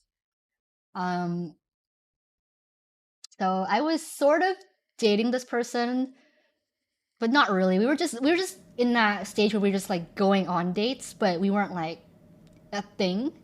Um, and I got the stomach flu. One time I got the stomach flu. And if you guys have never gotten the stomach flu, let me tell you, it is terrible. You're basically stuck on the toilet like all day. Like every 10 minutes, you'll probably have to rush to the toilet. A lot of nausea, some vomiting. It's kind of like when you have the flu, but you're also like stuck on the toilet. anyways, anyways, I told this guy, I was like, hey, sorry, I have to cancel our date today because I got the stomach flu. How do you get the stomach flu? It's usually a virus, just like the same way you get the flu. It's a virus. You can just randomly get it one day. Anyways, I told them, sorry, I can't. I felt really bad. I was like, I have the stomach flu. So this person, after about like an hour or so, this person texts me saying, hey, come downstairs to the lobby of my apartment. So I went downstairs and they were there. They drove 45 minutes in traffic because they lived on the other side of town. They drove 45 minutes in traffic to come to my apartment, and they brought a whole bag of Gatorade and medication for stomach flu. Oh my god, my heart was moved. Then there's like a little note saying like get better soon. And yeah, that really moved me. And then like they just gave it to me and just like hope you get better, and then just left. Just drove back home. So yeah, I will always remember that. Did you guys end up dating? Um we didn't because I met someone else. I gave this person a real shot though. We went on several dates. We went on several dates. Did anything platonic happen? Nothing platonic happened. Okay, so this. Okay, 2 days after I met this person, I actually met somebody else at a concert. Okay. So I was at this point in my life, I was juggling two people at the same time, and I didn't know who to pick. The first person, the Gatorade person, they lived in the same city as me, so they were accessible. Listen, I wasn't exclusive with any of them. I wasn't exclusive, and I told them straight up, hey, I have to tell you that like I did see someone else, and I kind of like them, and then I always send you two people at the same time. That's it. Okay, so Gatorade person. 2 days after I met Gatorade person, I met someone else. Let's call this person. Let's see, what's a gender neutral name? Mm. Sam, Jamie. I like Jamie. That's so cool of you to do, Misa. Not many people would tell the other person beforehand. Listen, I prefer to be as honest as possible. I feel really bad if I'm being dishonest in any way with anybody. Whether it's a friend or a significant other, like I will never dishonest is never something I will be. Anyways, okay, so we have Sam and Gatorade, right? Sorry, Jamie and Gatorade, not Sam and Gatorade. Jamie and Gatorade. So yeah, so 2 days after I met Gatorade, I flew somewhere to another city to go to a concert. Okay. And there at the concert, I met Jamie. And you know what? Jamie and I hit it off like right away. There was chemistry there. There was the kind of chemistry that Gatorade and I didn't have right off the bat. Now, Gatorade was very sweet, you know. We would drive to Niagara Falls. We would, and that was really sweet. Like at Niagara Falls, Jamie and the Gatorade brought like ponchos for us and brought like a little case that I could put my phone in so that my phone would stay dry when I took pictures under the falls. Gatorade was very thoughtful in every way. Gatorade was just a great person overall. Very sweet, very thoughtful. But Jamie and I, we had chemistry. Okay, we had chemistry. Okay, Jamie and I also had a lot more in common. We were both very into K-pop, so that was a big plus. So right, I come back from my trip from the concert, and then I meet up with Gatorade again, and I go to Gatorade's house. Nothing spicy happened, okay? Gatorade's entire family was at home, okay? Nothing spicy happened. It's not what you think it was, okay? And then, I just wasn't feeling it. I wasn't feeling it. You know, after having met Jamie, I was like, okay, I kind of know like what kind of feeling I want to feel. And I wasn't feeling it with Gatorade. So we took a walk around Gatorade's house in the neighborhood, and I straight up told Gatorade, "Hey, I have to tell you something. Like on my trip, I actually met someone. I don't know if I really like this person yet, but I just want you to know that I did meet someone who I might be interested in." Okay. And Gatorade at first, I don't know. I mean, I was expecting Gatorade to just be like, okay, thanks for telling me. Like, it sucks it didn't work out. Like, good luck and goodbye. Uh, but you know what? Gatorade at first accepted it. Hi, Relu. And then before we parted, Gatorade was like, no, I'm not going to give up on you. I still want to give it a try. Like, I want to fight for you, basically. Like, give me a chance to fight for you and win you back. So, how could I say no to that? So I kept going on dates with Gatorade. They still wanted soju, not Gatorade. So Gatorade was very persistent, and you know what? Like on paper, Gatorade was a great choice. Like live in the same city, has a nice job, has a car, thoughtful, considerate. You know, everything on paper was like, go with Gatorade. Also, Jamie lived in a completely different country. So it was gonna be long distance if I dated Jamie. So I told all my friends about this dilemma I was having. At school, I told all my friends, guys, like, oh my god, who should I pick? Who should I pick? Who would you pick, chat? Who would you pick? The person that you have more chemistry with, but it would be long distance. Or would you pick Gatorade, the very sweet, thoughtful person who lives close to you, but you don't have as much of that natural chemistry with? Did Jamie like you too? Also, Jamie, at this point in time, Jamie and I had just become friends, and I didn't know if Jamie was interested at all. You picked chemistry? You picked chemistry? Yeah. That's what my gut told me. I can't be in anything I don't have chemistry with. Good point. I would pick the third option, which is looking for someone else. I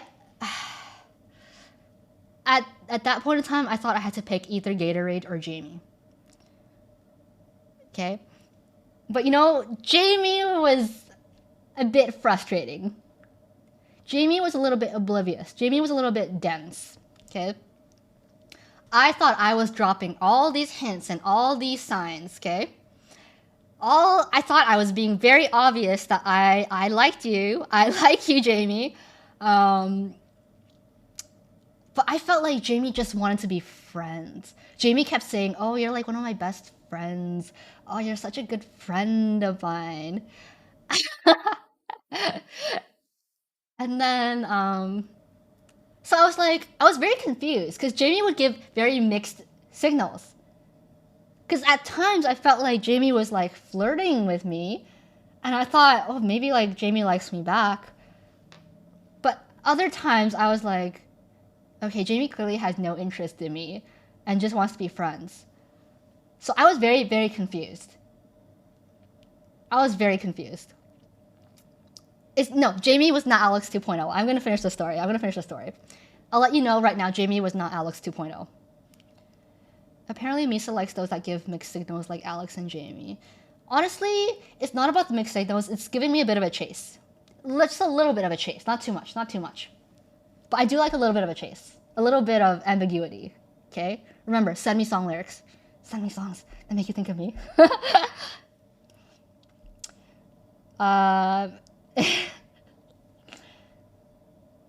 Anyways, after some time, me and Gatorade, well, I was, a few things came up. In my life, and I got a little more busy, so I couldn't go on dates as often with Gatorade. And after about a month of not really talking to each other much, Gatorade messaged me or called me and was like, "Hey, so I don't think this is gonna work out. I wanted to give you this month to see if you would miss me and if you would want to reach out and hang out with me again, but you didn't. So I guess this means like your heart isn't really there and you don't really have feelings for me," which was true. Yeah, during that month apart, I did not miss Gatorade that much. I, you know, and that's how you know. That's how you know. Like, you can't force feelings that aren't there. You can't. I give Gatorade props for even saying that. Yeah, the whole thing was very, very mature. I'm really happy of how he handled it and how it turned out. But yeah, now that Gatorade was out of the picture, I was like, okay, well, I'm just gonna try putting it all in, put all my eggs in a basket for Jamie. Could have been worse. Yeah, Gatorade was really mature. Gatorade was also quite a bit older than me. Not a bit. I think Gatorade was like 4 years, 4 years older. Farewell, Gatorade. Misa and Gatorade had some effective communication about everything. Communication, very important. The way Gatorade handled that situation was so good. Yeah, for sure. That's why I went on so many dates with Gatorade. That's why I didn't just immediately reject them, because I knew Gatorade was like very good at communication, very mature, just on paper a lot of good qualities. So I knew that it was fair to give this person a chance. And eventually I might develop feelings, but I just didn't. And maybe that was Jamie's fault because Jamie was in the picture. Okay. Is Gatorade still single? Can chat have him? I don't keep in touch with Gatorade anymore. It's been a while. Anyways, so we're back to Jamie. And oh man, it was a roller coaster.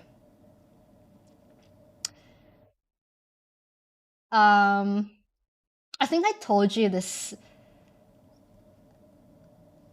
story before, but I'll just briefly say it again. But one of my friends straight up asked Jamie, "Do you like Misa? Like, do you have a crush on her? Do you have feelings for her?" And Jamie straight up said, "No."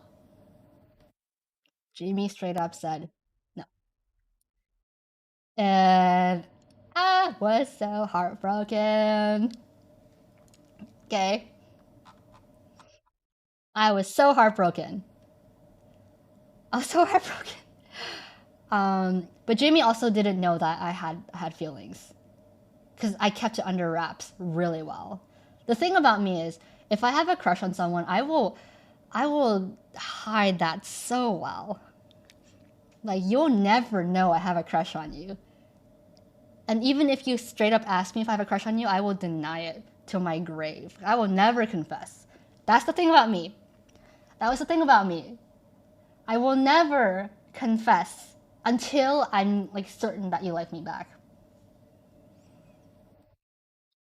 You said you were trying to tell Jamie. But you know what? After that day, after I realized Jamie didn't like me at all, we actually started getting closer. We actually started. How do you know Jamie wasn't doing that? I didn't. I didn't know, but I wasn't. That wasn't in the realm of my possibilities. You are such a good storyteller. Oh, thank you.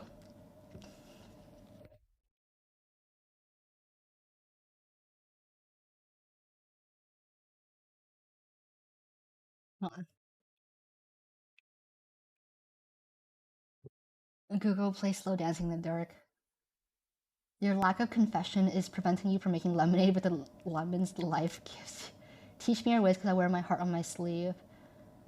I think nowadays I wear my heart more on my sleeve. Actually, no, that's not true. I will always play it safe. I will never take the risky route. I will always play it safe. So I always say like, bless whoever falls in love with me because they will never know if I have a crush on them back. They will never know. I hide it. I will hide it so well. Okay. Anyways, we actually started getting closer, me and Jamie. And after we started getting closer, um, that's when feelings developed from Jamie's end. I've become very direct and just take the potential heartbreak head on to get it over with. I couldn't. I don't. I wouldn't do that. I wouldn't do that. But yeah, so eventually, I confessed to Jamie first. Well, technically, we did at the same time. We did at the same time.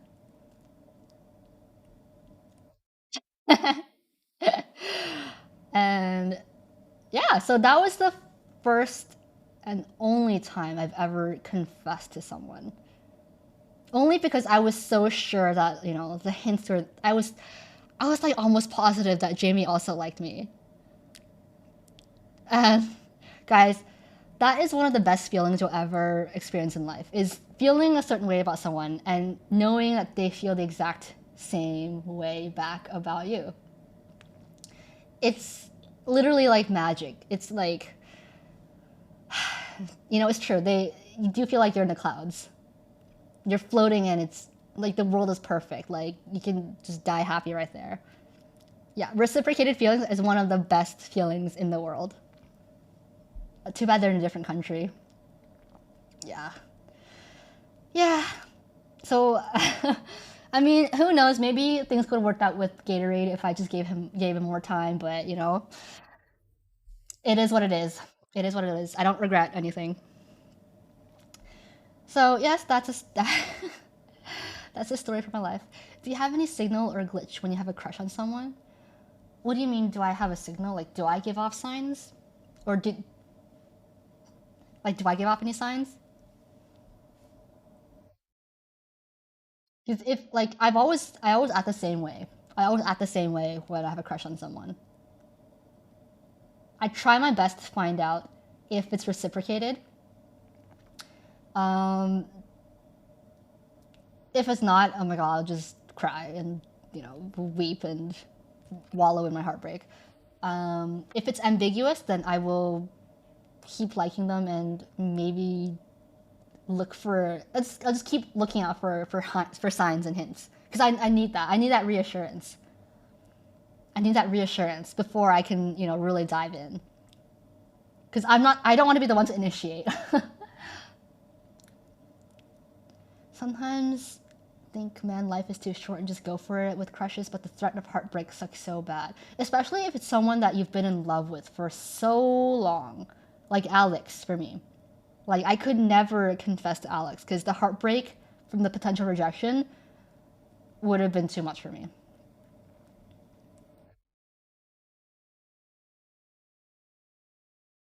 But yeah, it sucks for the other person because if they have a crush on me and they're looking for signs for me, they gotta look very, very hard. Because I put myself in a position where I'm safe from rejection. Where even if they think that I like them, I can just be like, oh, no, no. That's not true. No, I do that with all my friends, you know? So I can cover my bases. So I feel bad for whoever has ever had a crush on me, because even if I liked them back, they wouldn't have known. They wouldn't have known. They just gotta watch stream. Oh yes, that reminds me of the secret that I was gonna tell you guys. F chat, we must be clueless. You must be clueless. If I like someone, looking at them is already good enough for me. Confessing is not happening. Usually if I like someone, they're a friend. So they're not just somebody, like somebody, a classmate, or like somebody that I just randomly saw one day. Usually if I like someone, they're a friend, so I can't really just look at them. It's not gonna be enough for me.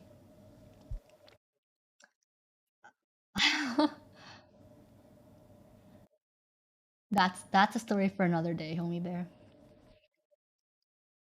Secret time, everyone gather. It's not that juicy of a secret. The secret is,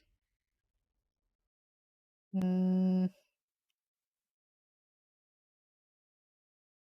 oh, would you look at the time?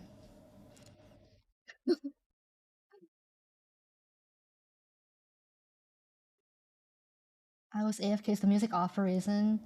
I just forgot to put it back on.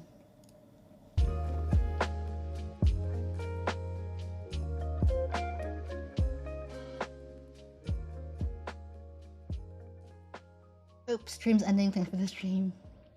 Misa, all your stories wild. Are they really that wild, or am I just good at telling stories?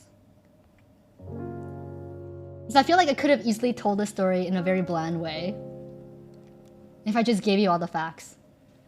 Someone call Lynn, stream's ending.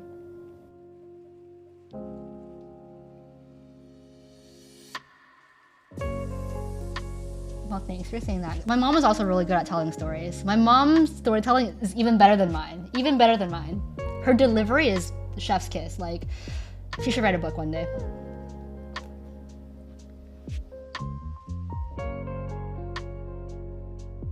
The secret is, I miss someone who I'm not supposed to.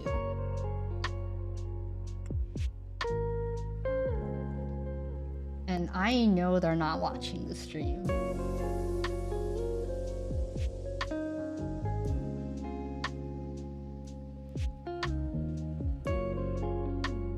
Richard? Good guess, but no.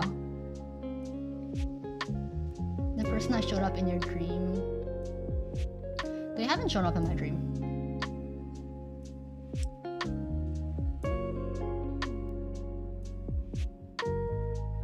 And it's a very dark secret, because I will never tell anyone who this is.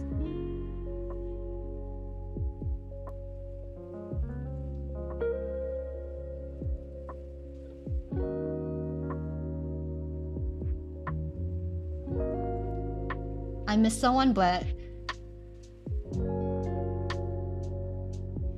I think it's gonna go away. Was there something between you two before? No comment. No comment. You've mentioned this person on stream previously, or we don't know who this is. I'm pretty sure I mentioned them on stream before. Yeah, I shouldn't be missing this person at all.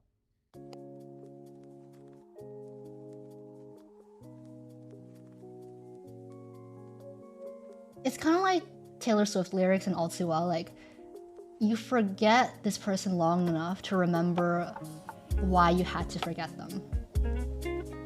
You think you know who it is?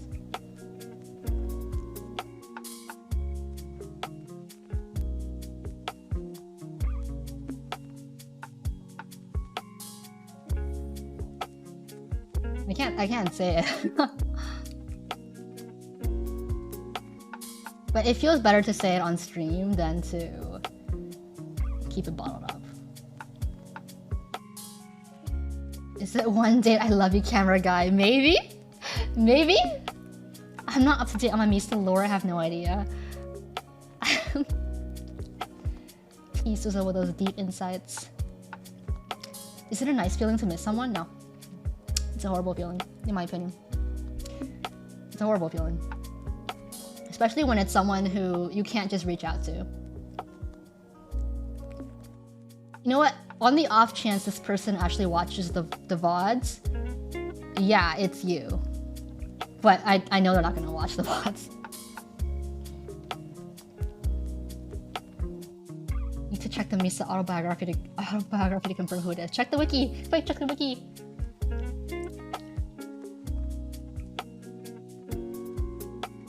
But this feeling will probably pass. It'll pass because, like I said, I'm not supposed to miss them. Where's the Misa wiki with all the lore? The one with the phone call? Pretty sure that was Alex. I wouldn't think it's bad to miss someone because we usually miss you. Aww. Do you really? You can just watch my VODs and it's like you're talking to me again. Wonder why it's a dark secret. It's something I won't ever tell them. Out of sight, out of mind. I miss Misa every other day. You get too much of me in a week, in my opinion. Is it the dude you kissed from the story you told about that time you went clubbing? Oh my god. Oh my god. You got it. Just kidding. Chat is clingy. I like clingy people. I like it when you're clingy. Because then at least I'll know for sure you like me. You're not pretending to like me.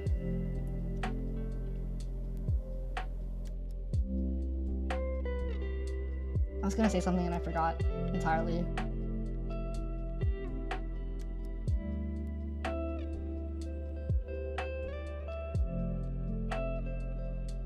I prefer to watch live streams for the interaction instead of the VODs. Guys. What if I told you I'm just here for small minery? That makes her really happy. That makes her really happy. She really likes joining us on streams. Every night before we go to bed, I'm like, did you have a good day? She's like, yeah. And I'll ask, do you like your job at work? She's like, yeah. And she's really happy to see everyone on stream.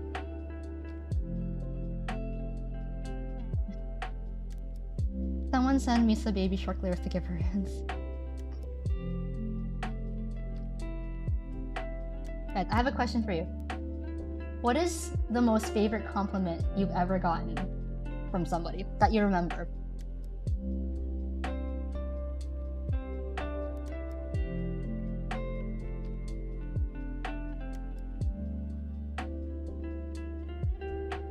Think hard, think hard.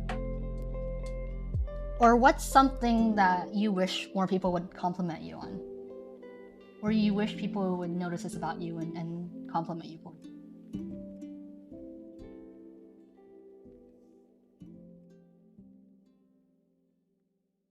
I thought you were mush, but you were out there burning steel. I hate it. I hate it. GG. I'm positive that this is something that you don't regularly think about. I'm positive that for a lot of you, this is the first time you had to think about this question. You know what? If you're gonna join my streams, I'm gonna make you introspect on yourself.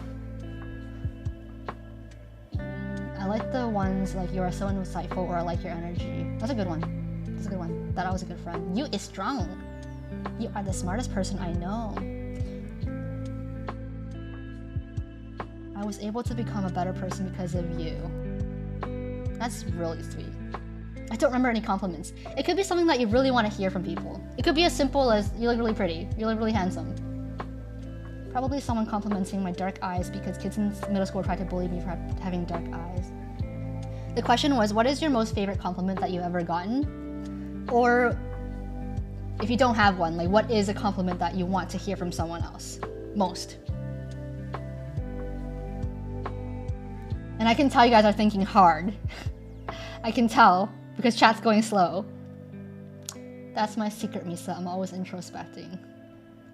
The thing is, if you're gonna be friends with me, you're gonna have to do a lot of introspection. I'm gonna ask you questions about yourself and make you think about yourself in ways you've never thought about before. You have been the only one I can turn to if anything was wrong with me. Aw, it's really cute.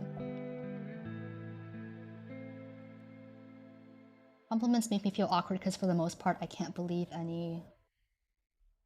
What if they backed it up with evidence though? What if they're like, compliment because exhibit A, exhibit B. Would you believe it then? Probably when someone said they liked something I made. I don't like the physical compliments as much, which I'm sure says something about me. Smart and kind. Probably my honesty and empathy. Pulls out charts, because I would write a thesis. Like, I will tell a friend, like, I like this about you, and you're gonna believe it whether you like to or not. I'm gonna pull out the fucking thesis, okay? I wish I was complimented on a certain trait of mine from a side that I never show to anyone, because I only show that side to the person I want to hear the compliment from. Interesting. When my friends tell me I'm reliable, they know they can ask me for anything, I'll try to help. One of my crushes told me, "You're really good at making me feel important." Yeah, that would make my heart skip a beat too. Maybe when people compliment the food I make, or when they tell me that their favorite food are the things I cook. Okay, because I asked this question because I would like to think that your favorite compliment, or the thing that you want to hear from people, is what you feel insecure about, or something that you want to be appreciated more on, that you feel like hasn't been appreciated enough, or that's something that you truly appreciate about yourself, so you value the compliment, because then somebody else sees it too. Jokes on you, I'm always insecure. No. Simple "I appreciate you" or something similar from those that you have been there for. Feel like lately there's a lack of empathy among others. People take those that are around them all the time for granted. True. It's not a good thing. My best friend texted me, "You're a good friend and a good man." Favorite compliments are those about being very caring about others and empathy.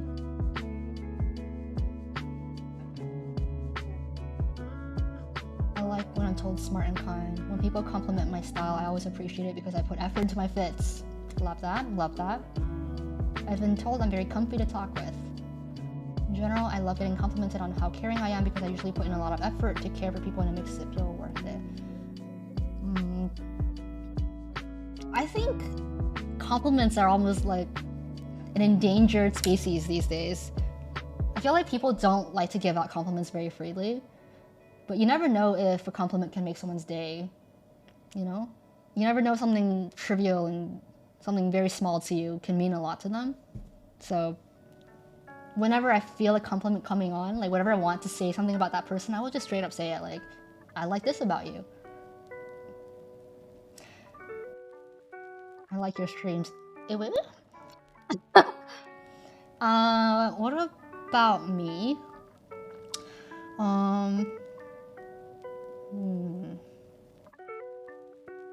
A lot of things that you guys have said have been very touching. Hydrate.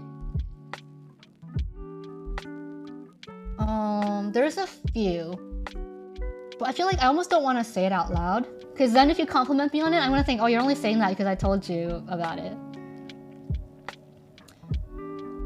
A few friends have told me they can be their real selves with me, and that made me so happy. That means you're a good person. That means you're a really good person. Agree with "I'm proud of you." Since my parents passed away, I haven't really had anyone to tell me if what I'm doing is actually good and right. I'm proud of you too. I am proud of you. I am proud of each and every one of you. I liked hearing that you're comfortable on stream, and this is like your safe space.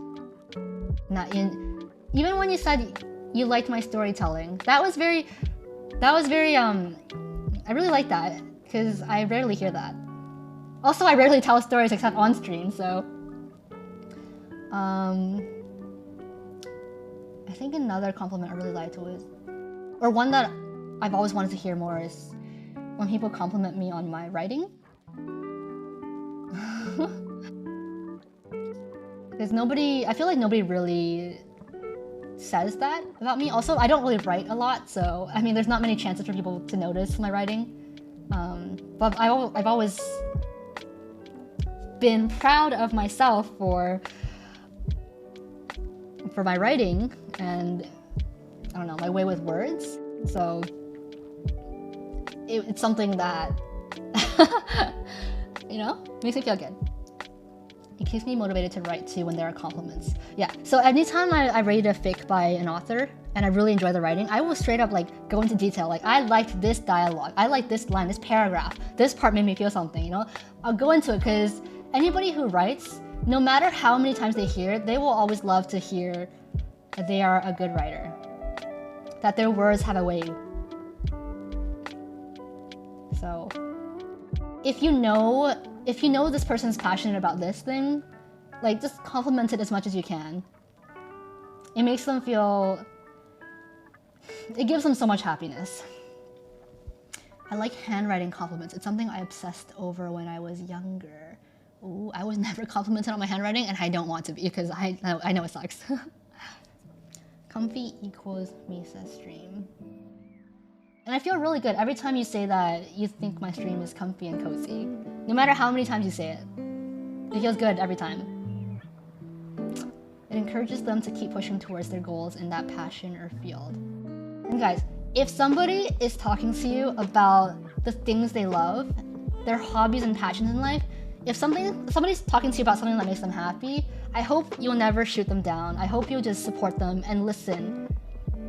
Listen carefully to what they're saying, because it makes me sad when people are talking about something they like, you know, and their face just lights up, and the other person just kind of shoots it down and like looks disinterested and say, oh, I'm bored.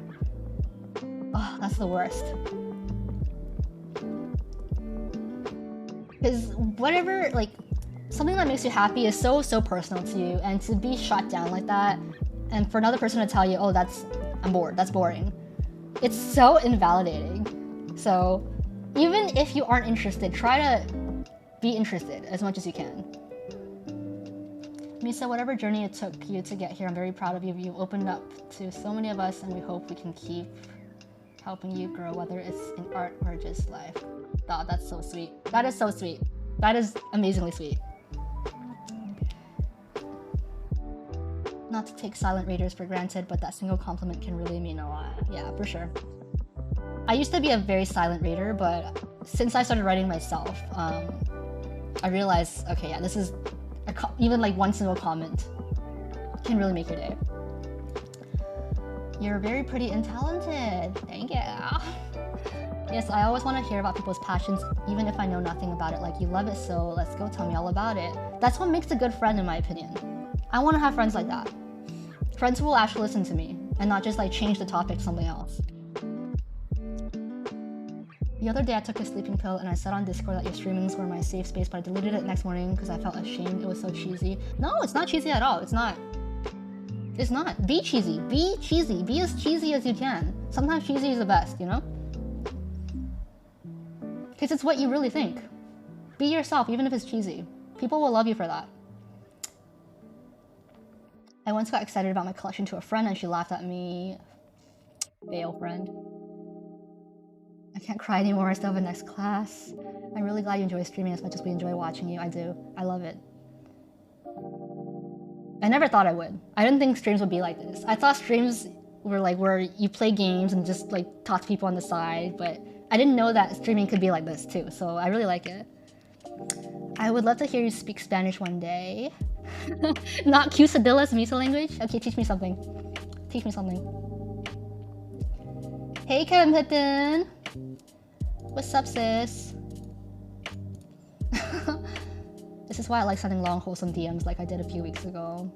I really appreciate them. Sometimes I will print out like messages from my friends or like DMs that make me feel a kind of way, and then I would just like stick them on my happiness board. Your personality and chat is what keeps bringing me back to your streams, even though my time zone doesn't line up with your streams. It does continue to be a highlight when I can be here. I will one day hold a new poll on Discord and see what times people prefer for streams. And if there is another time that is very popular, I will try to stream sometimes during that time as well. Because I only did the poll once at the very, very, very beginning of my Discord server, and I'm sure that's probably changed a bit now. Hola, me llamo Misa. Does that mean hi, my name is Misa? I love your streams and getting to meet people through your streams to scream about similar interests with. It's just a giant sleepover in the treehouse all the time. I look forward to your streams. I feel so comfortable here. I love hearing that.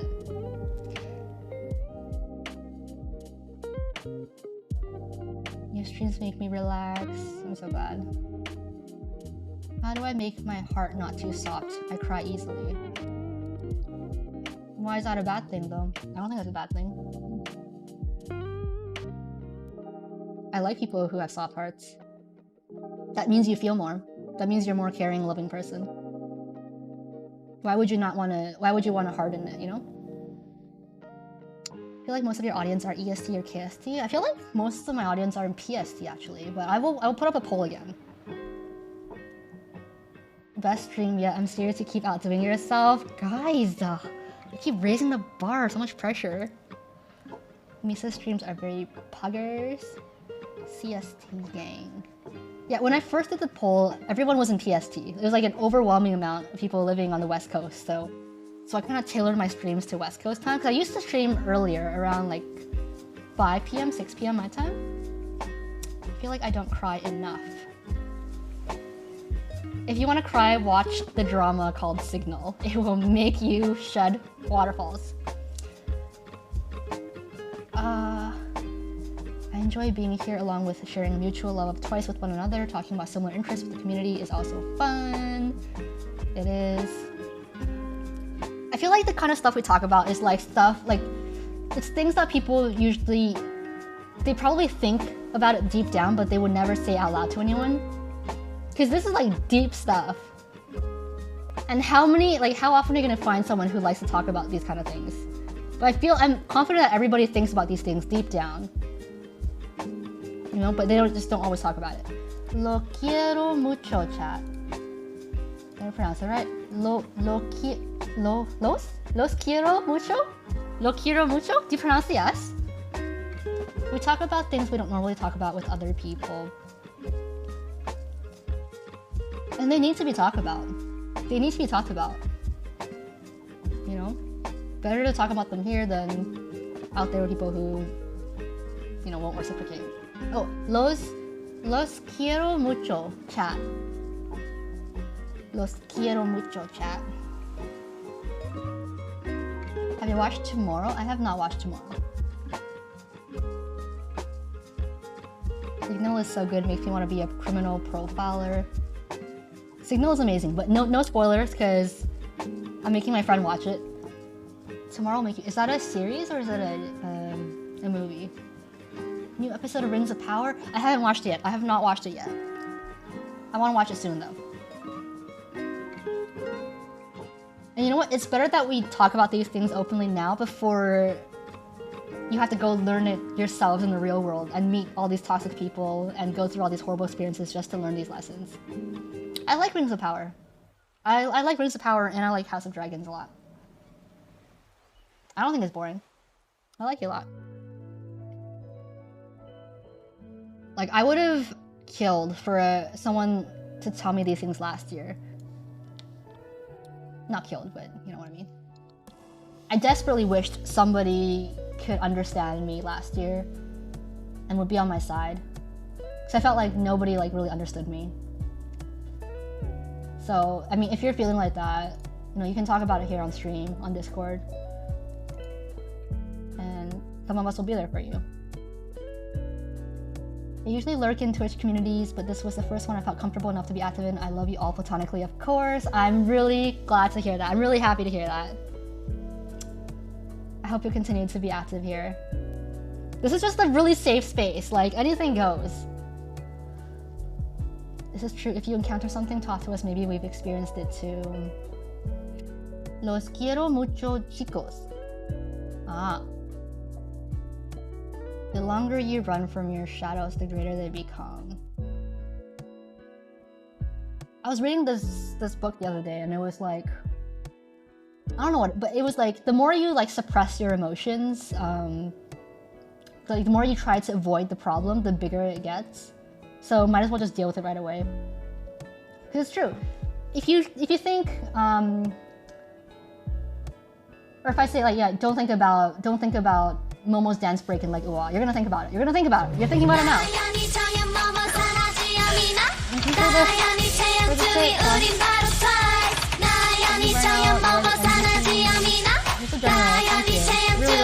thank you.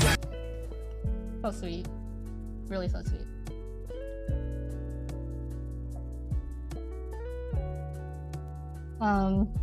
I know it's very loud, but you know, it has to be loud.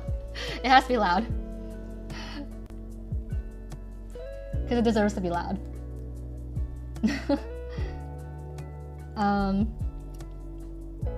Anyways, what was I saying? I forgot what I was saying. What was I saying, guys? What was I saying?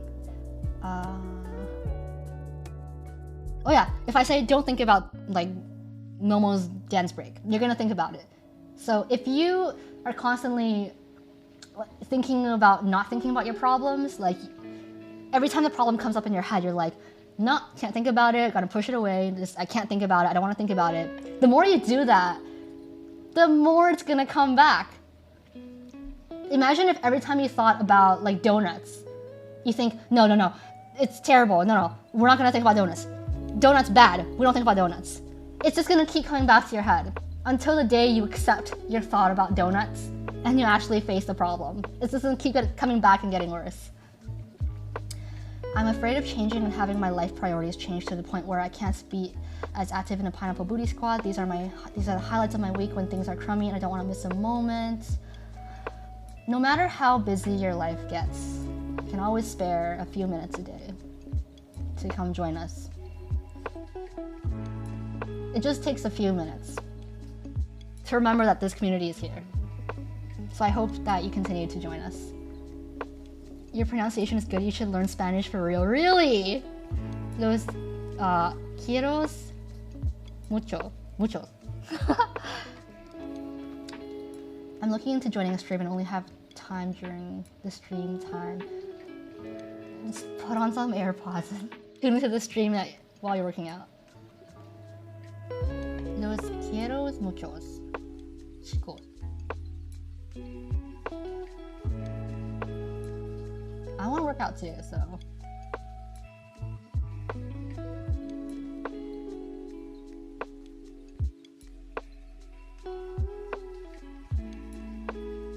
Workout stream? No. You guys wouldn't be able to handle my abs.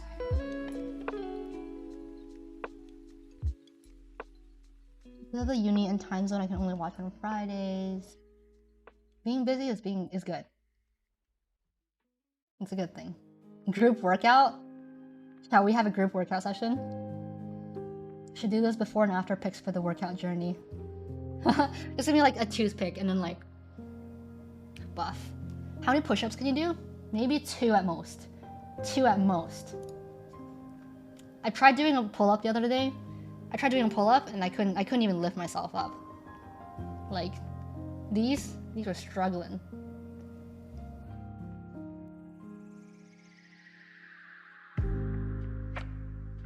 It was a good starting point. It's better than nothing, right? I'm planning to lose weight, so might as well do a group workout. Well, be careful, you can't show guns on stream, can you? Yeah, I gotta be careful with those. Can't show you too much of my guns. Use stuffed animals like SpongeBob, like. For pull-up, there's a lot of back involved. I have no back, like no back muscles at all. I've been trying to gain weight, but I realized I should be gaining muscle instead of fat. I've just been trying to eat more, and it hasn't really been helping. Love that Minguin's squishy. It's small Minari, and she's so soft. He's so soft.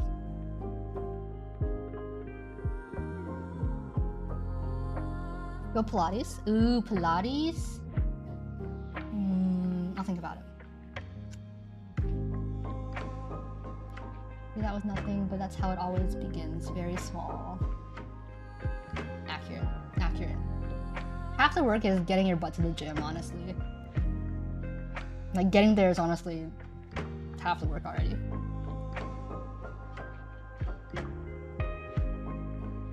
Alright guys, you know what time it is?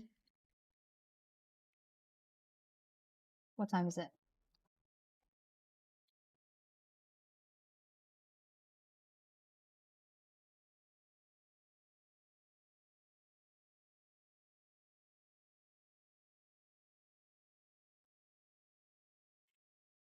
Come on, get Lynn. Stream is ending. I'll miss you tomorrow. What can I do to make you guys not miss me?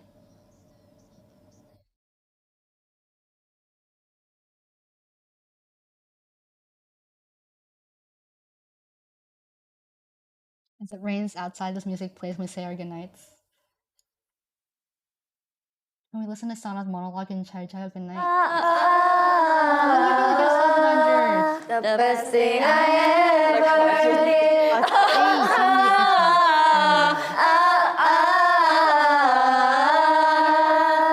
The best thing I ever did. You're doing good thing.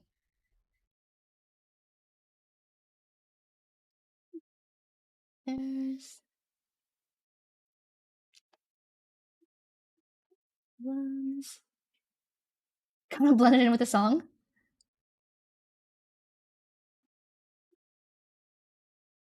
Still stuck at airport. Oh, why are you stuck at the airport? What happened? Is your flight delayed? At least I could make it to the end of the stream. And I notice. I notice the people who stay for every stream and who are here.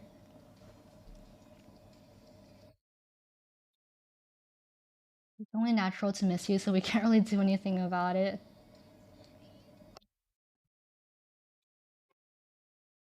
I'm not used to people saying they care about me or they miss me. Like, people say it, but I feel like I don't really know what that looks like. Because I never really grew up getting a lot of that from family and friends. Oh. Okay, how about now? Yeah, I know the attendance. I'm keeping track.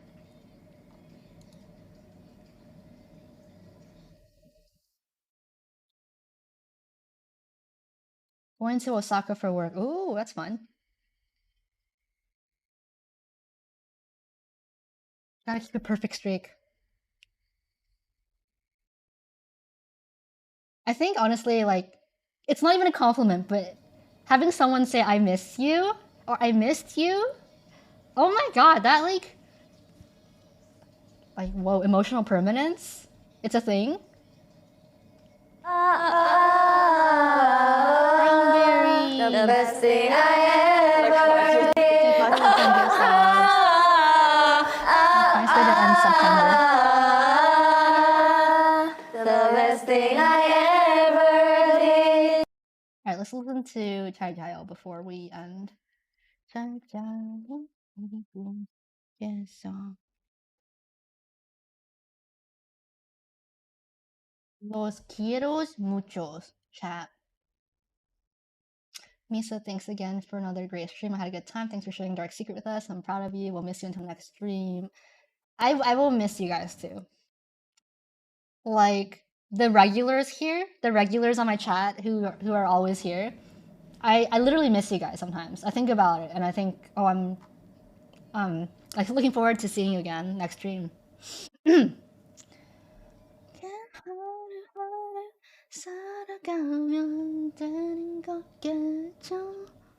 Woo? I miss you too?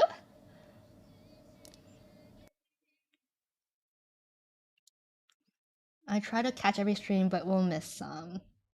I consider you a regular, even if you miss a few streams. Stop. Everyone's just saying I miss you now. Twice. Thanks for the resub, Kippy. Water your Katniss after telling a good night. There's no hope for my basil anymore. It's done.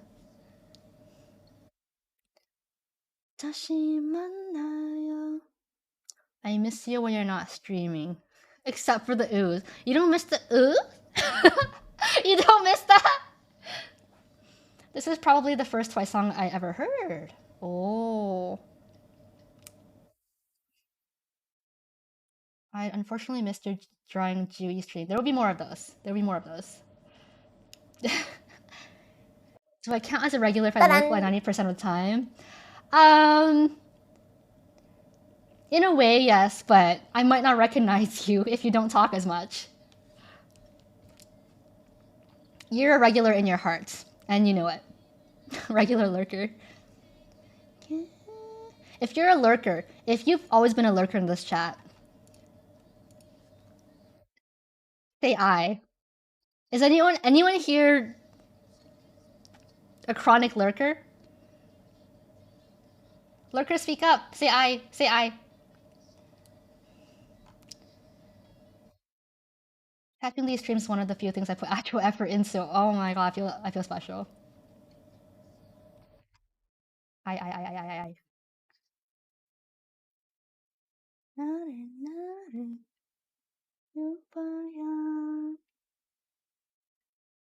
I try not to be a lurker, but sometimes I can go silent for long periods of time. That's understandable. But hey, lurkers! Lurkers! This is the chance to kiss your homies.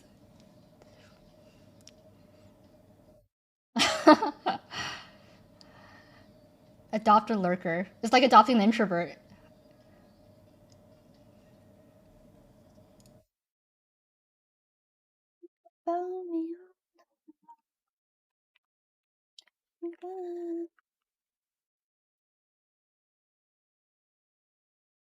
The monologue is coming, yes.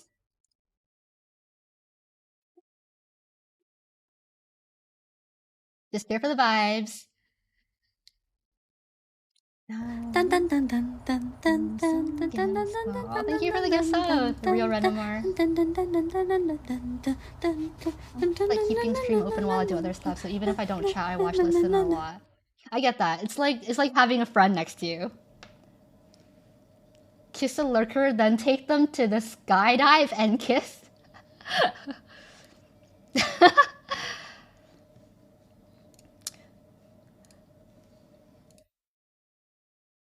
Everyone try to get 8 hours of sleep tonight. I don't know what a boost train is. I don't know how that's different from a hype train. I'm not sure what a boost train is. A friend you can turn off when you want. Yes, a friend you can mute and just have their face in the background talking on mute. Oh my gosh. Thank you for the gift sub, Scarlet Pang.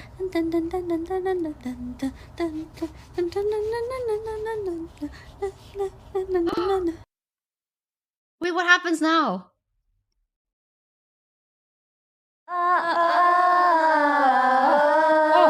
The best thing I ever did. What does a boost mean? You have to continue stream. The best thing I ever did.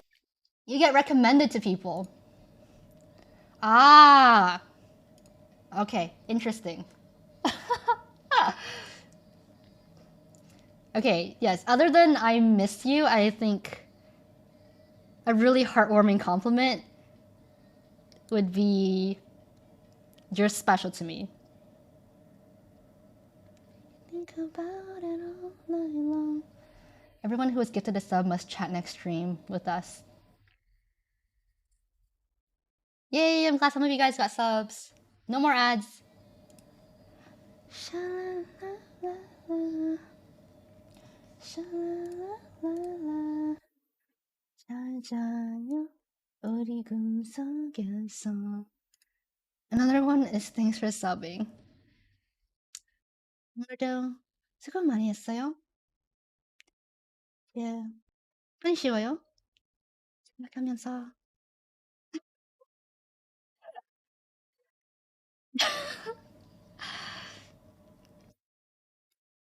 Good night.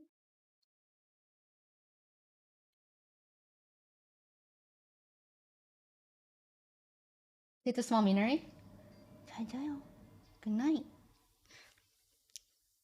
Can you do that for channel points? Fine, I will add it to the rewards. Since you won't be able to see it, I did sub tier 3 sub for 5 months. Wow! All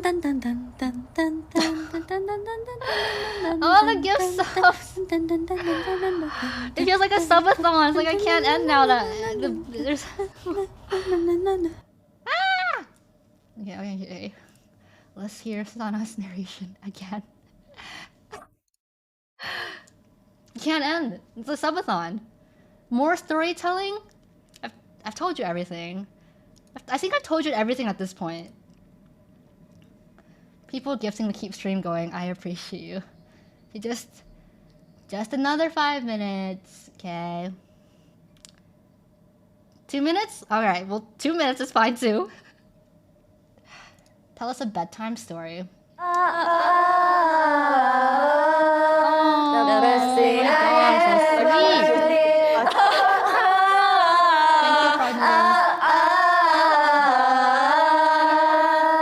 The best thing I ever By the way, I see some of you in my Twitter replies, and I recognize you from chat.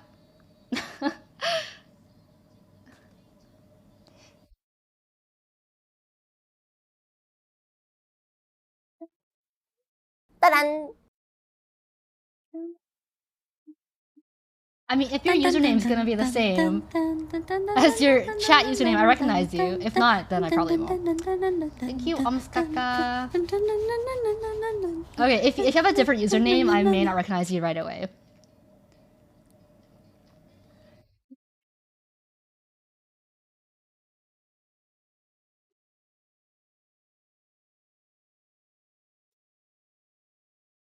Yeah. I don't think you recognize me in Twitter because I have a different handle, but you reply to me sometimes. I try to reply to everybody I can on Twitter, and if I don't, I will try to like at least like the comment to show that I read it. My Twitter handle isn't close to my Twitch name at all. You know how some people they'll like look at a Twitter user's number of followers to decide if they want to reply to them? Yeah, that's not a thing for me. To me it's not that doesn't depend on like who you are as a person, is what your comment says. How many sub goals have you reached in the past 5 minutes? I don't know. I haven't done my horror game yet.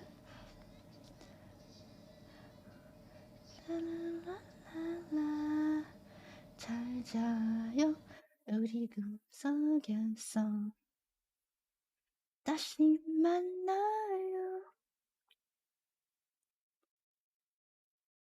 I got a bit lucky to get my Twitch username to match my Twitter. Me too. That's like one reason why I didn't want to change my Twitch username, because it took me so much effort to get it. And by effort, I mean signing up for Twitch in 2017 to get it. So I kind of, it's like I don't want to change it to Misa Puffs just yet. End of September, time to go big. Is it October tomorrow? Oh, it's already October here. Asajayo?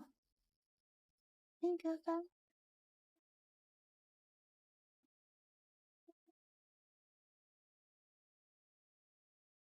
We'll have a new layout for October.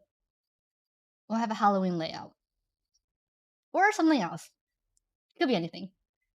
Can you keep the account but change the name? I think I can change the name, but right now I still want to stick with Misayon.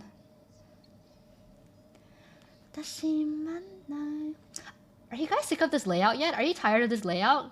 Because I've been thinking I had this layout for like almost 4 months now. I think it's time to change it. Will you be wearing a costume for Halloween? I will think about it. What if I find another cute layout? Because I have a few in mind. Anyone watching One Stage Japan later? Yeah, for those of you who are going to be watching those cooking streams for One Stage Japan, have fun. Let me know how it goes, because I won't be watching it. Not bored, it's a cute bit of a flashback. Halloween layout. Layouts ain't the reason why we stay on your stream, so don't worry. You guys are like the best friends I've ever had, honestly. Legit, you guys are so kind and so sweet. And I think if your real life friends haven't told you, I'm sure they appreciate you as well, because you guys are just so sweet on stream. And if this is how you act towards your friends in real life, then I'm sure they love you. I'm sure you're an amazing friend to them.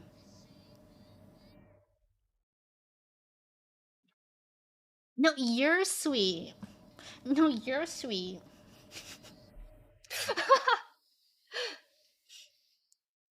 No, but seriously. I've never been on a Twitch community that was this kind, wholesome, loving, welcoming, amazing, friendly. Fun fact, this isn't how I interact with my best friends. You know what? That's okay. It's who you are on the inside. So, don't forget the platonic.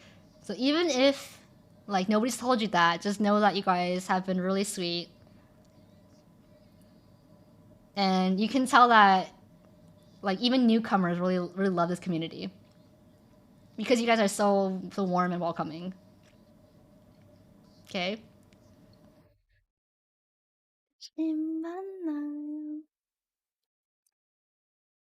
I'm sure my friends do, but we rarely talk deep topics like we did here today. And you know what? That's okay.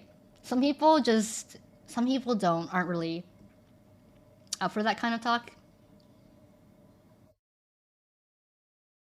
But I'm sure they feel these things deep down, even if they don't say it. So, Misa, you literally radiate wholesomeness and sweetness. It's infectious.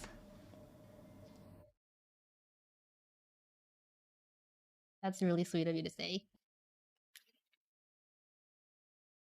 A successful boost train. Views are increasing, but I gotta end the stream. TTT. You guys couldn't have done this earlier. Stream can end. Talk that talk. Okay. I'm gonna have to promote twice while these booths are going, okay?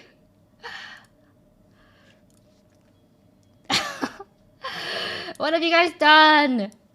The day I actually do a subathon, it'll be the end of me, because I know you guys are gonna keep it going forever. Yeah. I'm just gonna have to set up camp on my couch.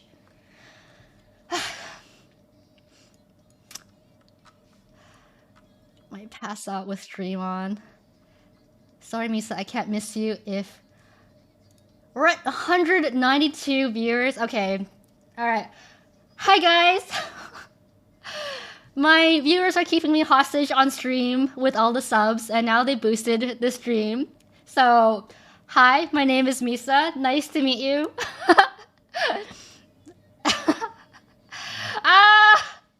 I was literally about to end the stream, but my viewers are keeping me hostage, so welcome to my stream. This is... Thank you for the tip, it's okay. Thank you for being our 1 in a million. You're so clingy, guys. You're lucky I like that. The best thing I ever Clarny-chan? Clarny-chan? Oh my god. I'm speechless. I'm speechless.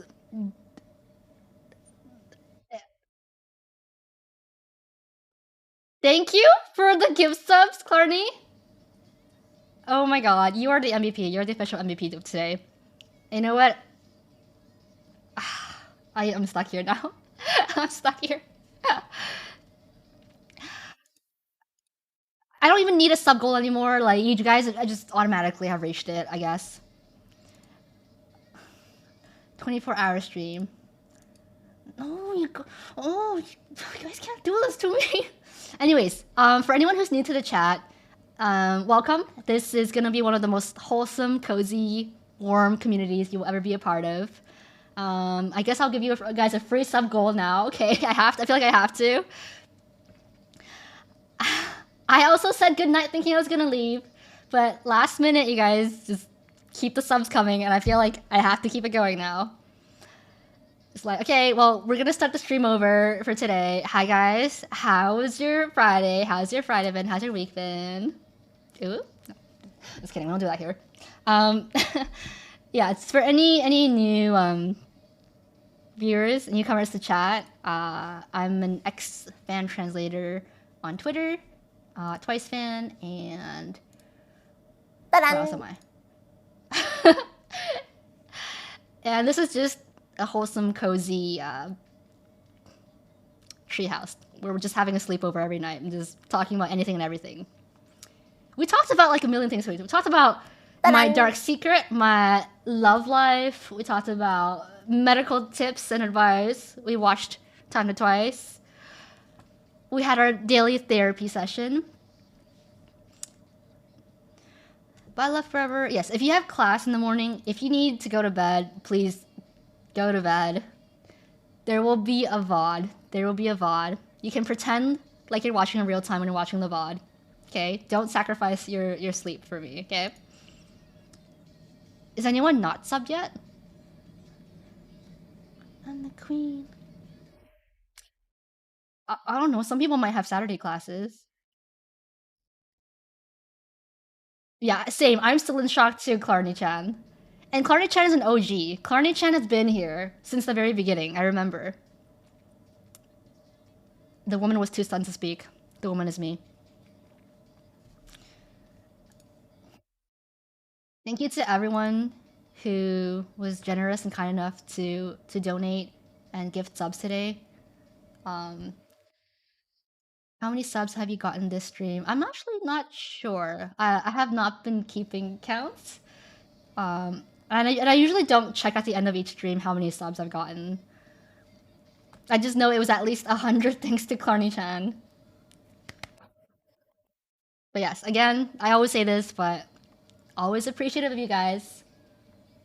And you know I mean it, because Misa can't lie. I literally cannot lie for the life of me, okay? I will feel guilt from lying, and then it'll just eat me up, so if I say something, I'm being honest. I appreciate you more.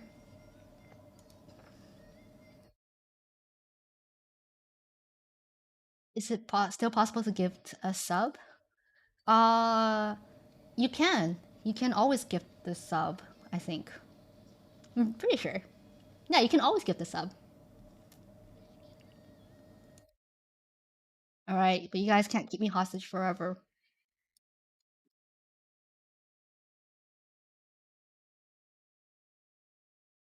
Or it means everyone's subbed already.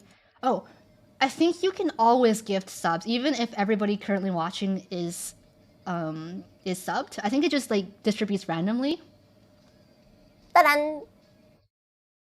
Thank you for streaming today, Misa. Really appreciate it. I really enjoyed today's stream. I really did.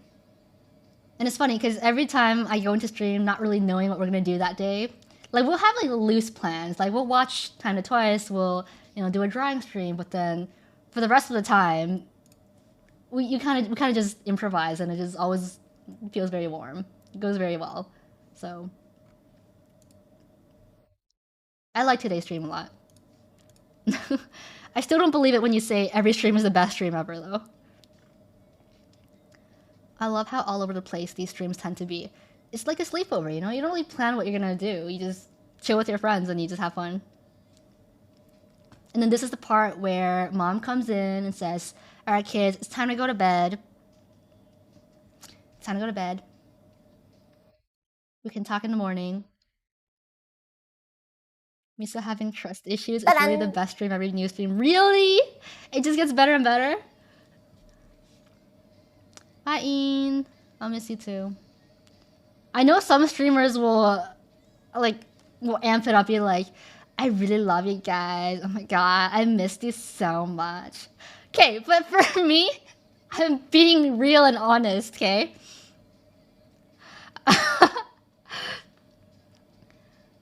Stream elements sucked.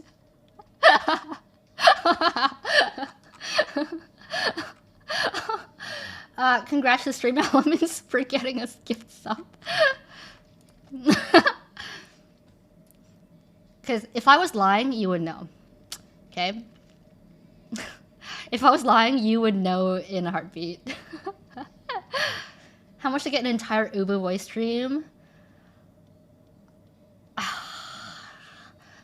I don't even wanna test you guys, because you guys will probably do it.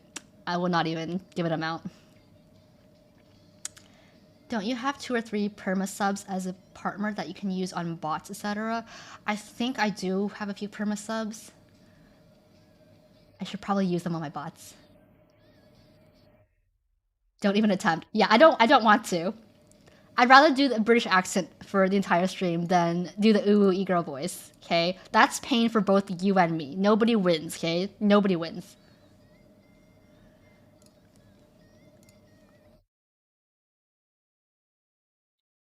Island, we were waiting for you. We couldn't end the stream without you.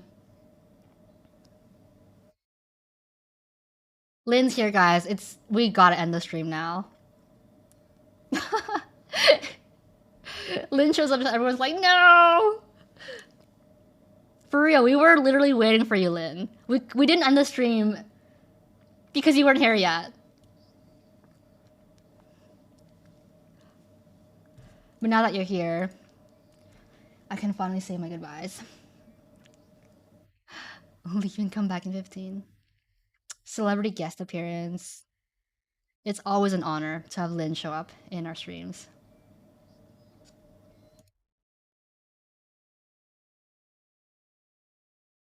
Okay, when the song is over, then I will hit end the stream. Next stream, even more subs? I don't know, guys. I think we just got this many because it was September.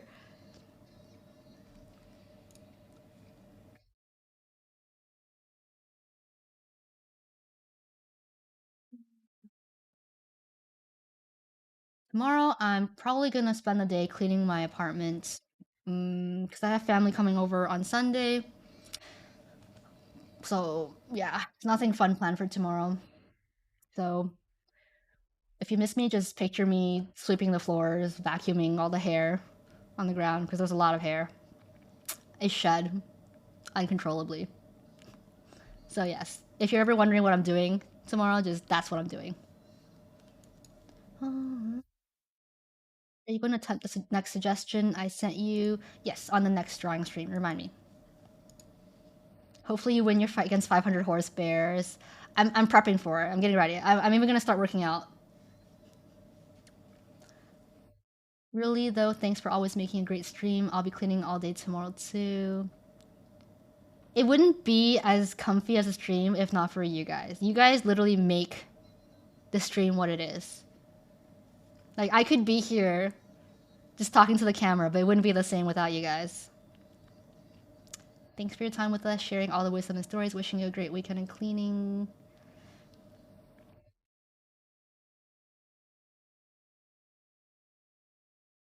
I'm going to take this time to say goodbye to everybody.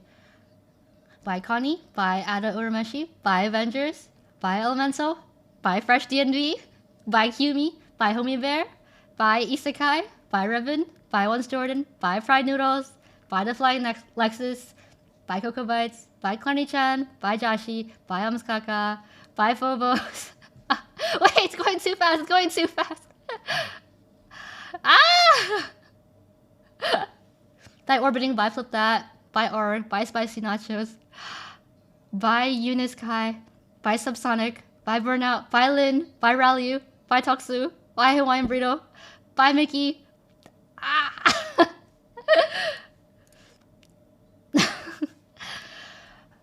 Bye, Turtle of Honor. Bye, Shima. Bye, Deadly Broad. Oh, no, we're not restarting the song. We gotta end it. Burrito. Bye, Joyce. I think I said most of your names. I might have missed a few. I'm sorry. Bye to the real Renamar. Alright. Los